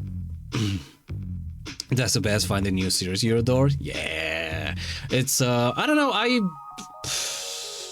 like that. I like falling in love with parts of the world that I didn't know that I would. You know, it's nice. It's nice having like that, like still having like the energy in you to like, you know, just get it. Spreading the war. The 25th of them, yeah. Loving it. Oh yeah. A friend of mine said they needed new shoes today, and you already know what I did. New shoes. New shoes. Oh, Jeva, this is the thing that you might not have noticed the first time because it didn't happen and it just completely went off through your mind. But the next time that you do a rewatch of Twin Peaks, and you will. Now, I'm not saying this as a thread. This is a fact of life. Twin Peaks rewatches happen a lot. And they're really enjoyable. They're not like, oh yeah, I know every like little moment and everything. You will start like seeing like the little things happening in here and there. But you will notice that new shoes as a thing recontextualizes a moment that happens in the first part of the first season. It's interesting. I don't want to unless you want to know what it is about. I'm just gonna say it. It's interesting. It's interesting, to be honest. Oh. Right. I'm rewatching Twin Peaks right now, but I gotta find season 2 for cheap somewhere. I know of a place where you can get it for cheap. Very, very cheap.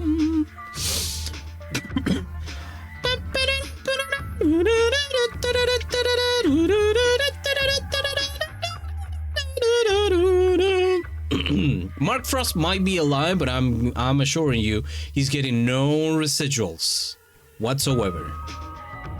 I know places you can get it real cheap. It's a place, Sasha. That's right, I am a place.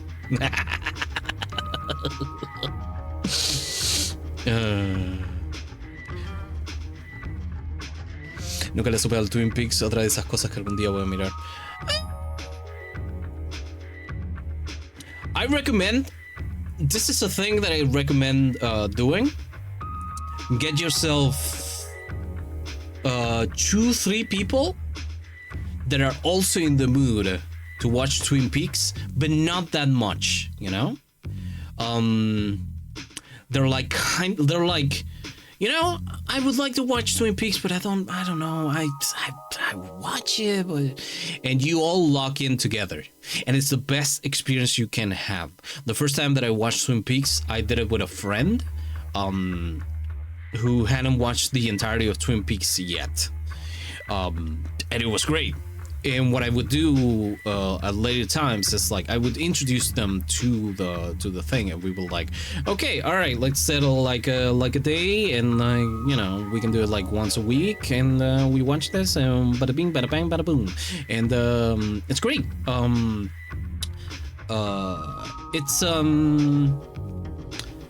It's a social event, and I like that about Twin Peaks.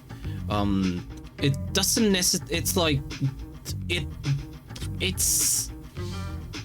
In fact, I will say Twin Peaks from the beginning was a social event, because everybody was like, at the time when it was releasing, was like, oh wait, but hold on a minute, you know, this character does this, and this one did that. Oh, I wonder what they'll do in the next episode, and like the whole awe of like just like thinking everything that's happening and will happen, and like just exchanging ideas and like just thoughts. It's good. Even if it's like a one episode, like a couple of weeks or a month or whatever time that you can put into it, I think it's great, you know? Can I move in there? Of course. You can have your own your own room. Therefore, it's what I wish I could have done with things I'm already a fan of. Yeah, it's a great way to like, you know, get into like new into new objects of media. It's to doing it socially. I think we gotta like we gotta extract that need of consumption for the sake of consumption that we have had like just put into us, because this is a thing that I've been talking about with Rally, which is that a lot of people incur on media for the sake of having consumed that media, which is, oh yeah, I watched this many series, I played these many games, and oh, I'm so good at knowing this and that. And how many series? Oh, you watched this many? Oh, they're much less than me. Instead of making it like a thing that you can share with others, you know. I'm not saying that you know, any of you to incur in that. But I have faced that kind of I have been guilty of that kind of media consumption in the past, and then I realized, what am I doing this for, you know? And I've found much more enjoyment in just going and in explaining elements from Twin Peaks to my friends who have watched it, because then we can compare notes and like have a moment, and then all of a sudden being complete silence in a room and go issues, and then everybody goes issues or just like make it's just like ping pong little inside jokes between us, you know. It's neat. It's good. We got to take back the idea of culture as a social thing, and not in above the idea of what it is now, which is just make money out of it, you know. I had season 3 watch parties when it came out. Good old days right here. Yeah, it's been 7 years. We watched it we watched it in its entirety when I think like halfway through, and we watched like 2-3 episodes a day or something like that, because we didn't have like a lot of time back then, but it was really good, like discovering good shit together with friends rather than showing stuff that I already know to newcomers. Yeah, discovering stuff with friends is like it's great, but yeah, it's like, again, you gotta like cross all the lines, like possibly like there's a lot of things that have to coincide for it, but yeah, it's great. Twin Peaks really is just like Steven Universe.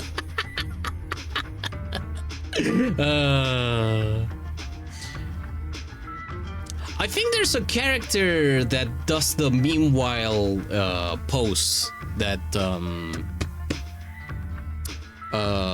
Laura does in the Black Lodge, somewhere in there. I can't remember who, but there was like a thing that I went, wait a minute. They used to have live votings on who killed Laura Palmer. Yeah. I remember that. Not as unseen, but I remember like being told that by people from the time. Yeah. I recently told my mom we watched Twin Peaks, and she said she remembers that from her youth. Oh, me with anime when I was a teenager. Yeah, no, we're just It's essentially being consumed by FOMO anxiety. Yeah, we gotta take it out from our little circles, you know. Again, where are you? You're not immune to propaganda, but neither I am. I am only pointing this out so we can keep being vigilant about what we consume and not halfway criticism. So I think this is ultimately a group effort. We should be less dismissive, more didactic about it.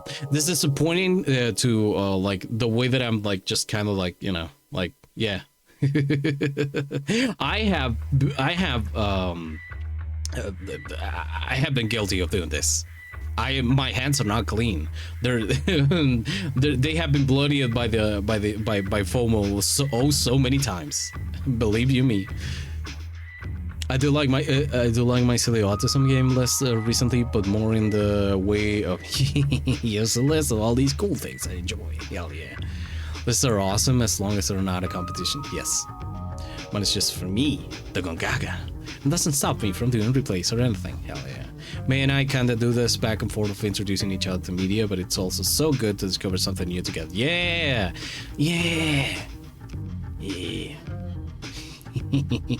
We love Blacklism, May. It's great. But standing here, staring at the full moon, that door was unlocked. As if Kuromisawa had barged in and opened that door himself. I want to point this out once again, and I will not stop pointing it out. This track, and the fact that it loops so perfectly, it's so good. I love it. This track actually makes me want to make music again. And get this was why I brought up like the FL Studio thing like earlier. It was like, yeah, no. It's like I can see every segment, every part, every line, every instrument, and how it was sequenced and made, and it makes the brain go. You know? When I saw Mulholland Drive at the local cinema, my mom told me she saw that when it came out. Huh. That was a little weird for me. As in your mom having watched Mulholland and like the what Mulholland is. Yeah, I can. Yeah. That was 24 years ago. Huh. Recently, I learned that there was a direct-to-video. I think it was like cut. There's a second cut. It's like a little bit shorter, and it came out. That one came out first of Mulholland Drive. It's called Mulholland DR. I think it's on archive.org. You can watch it. It's like a little bit shorter. I don't know what the actual difference between them is, but that one came out in 2000 if I remember correctly. But yeah. Standing here, staring at the full moon, that door was unlocked, as if Kuromisawa had barged in and opened that door himself. I can see my lifeless body lying there, along with innumerable bodies worth of bones. Bones! I gotta watch the TV pilot, yeah! Yeah, me too.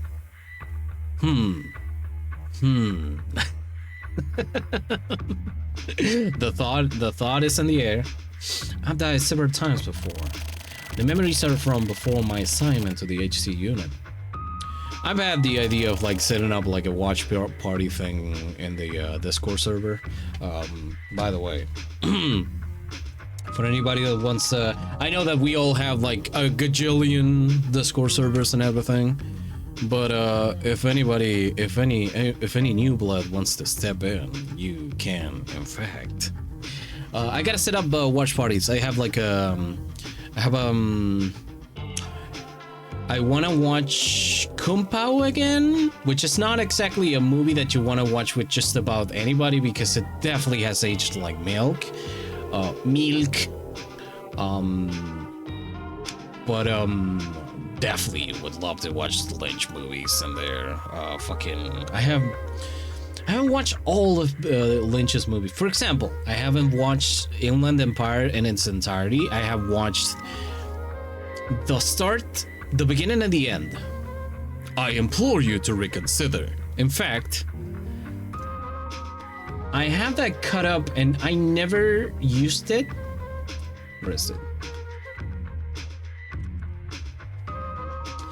But yes, the movie that I haven't watched by Lynch. Never watched Stray Story. Never watched fucking.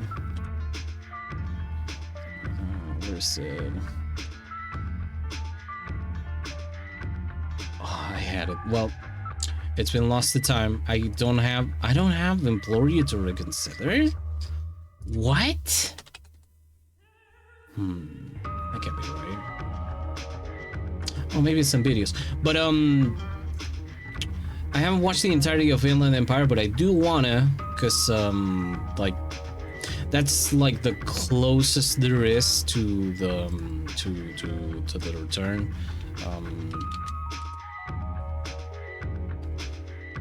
Wow.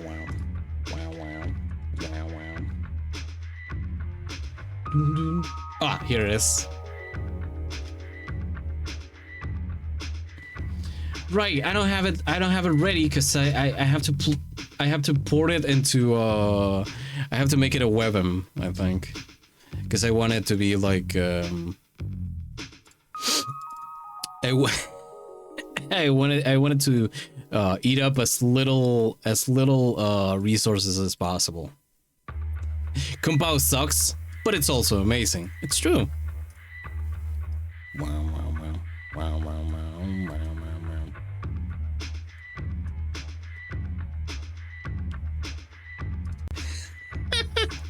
Wait. Oh, it doesn't have audio. The audio is not configured on this one.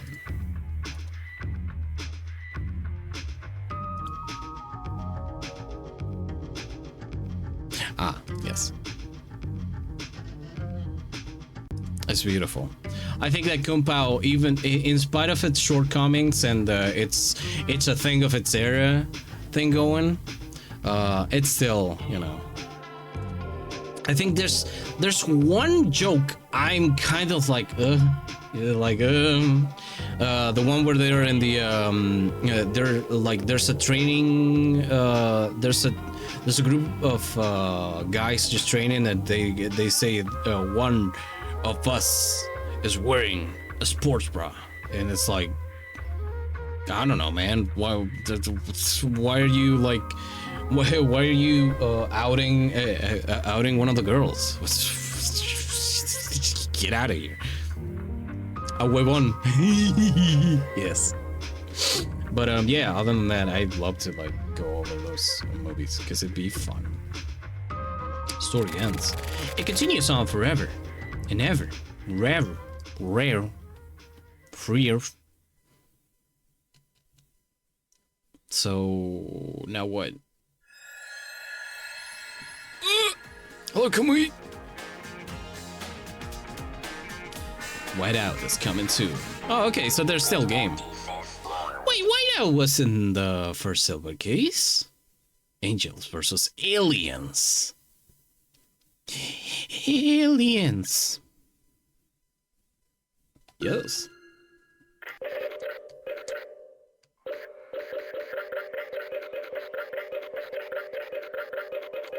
Spin. Yes. Yes.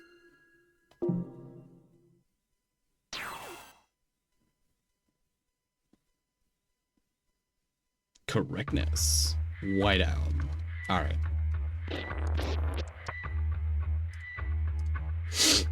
Give me a minute. Wow.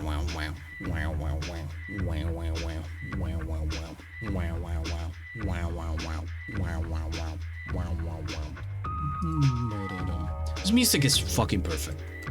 I love it. It makes me so fucking happy every goddamn time. Wow. Well, well, well, well, well, well, well. What a nice... Of course, it's Wednesday! And Haley is playing Metal Gear Solid 2 Sons of Liberty! I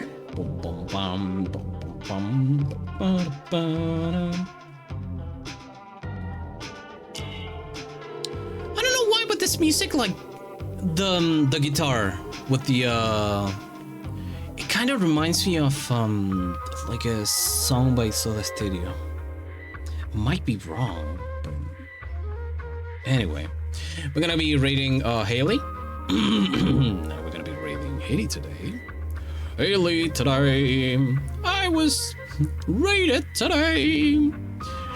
And on Friday, I'm gonna see if we'll be oh right, Friday is Persona Fridays. That means that we're gonna be at Haley's. I'm gonna be over there doing voiceovers as usual, as Persona Mondays and Fridays.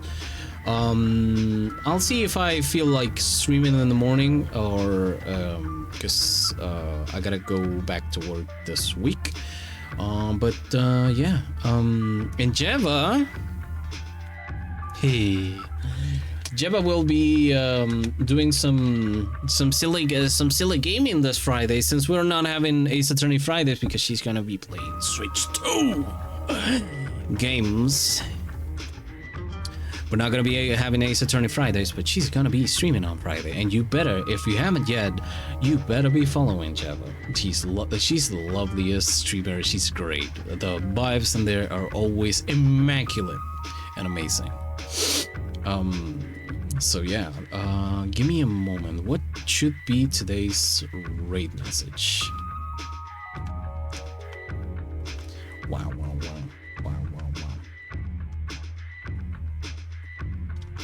Man.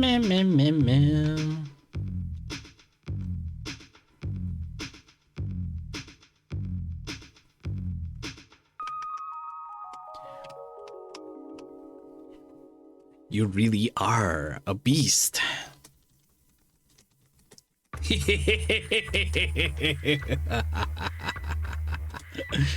That one food. No, you're right. Rick and Mary, that's gonna be it. Don't pay attention to the other one. Rick and Mary, that's gonna be it. That's gonna be it. Riquelme está feliz. Riquelme está feliz.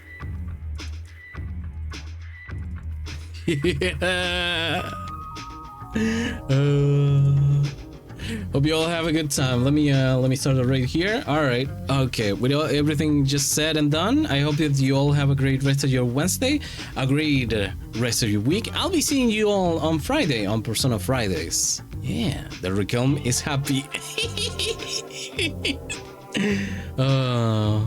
Hold on. I need to. Wow. Goodbye. Transformar, ordenar al fondo. Listo. Alright, I hope that you all have a great rest of your day. Bye bye now. Goodbye.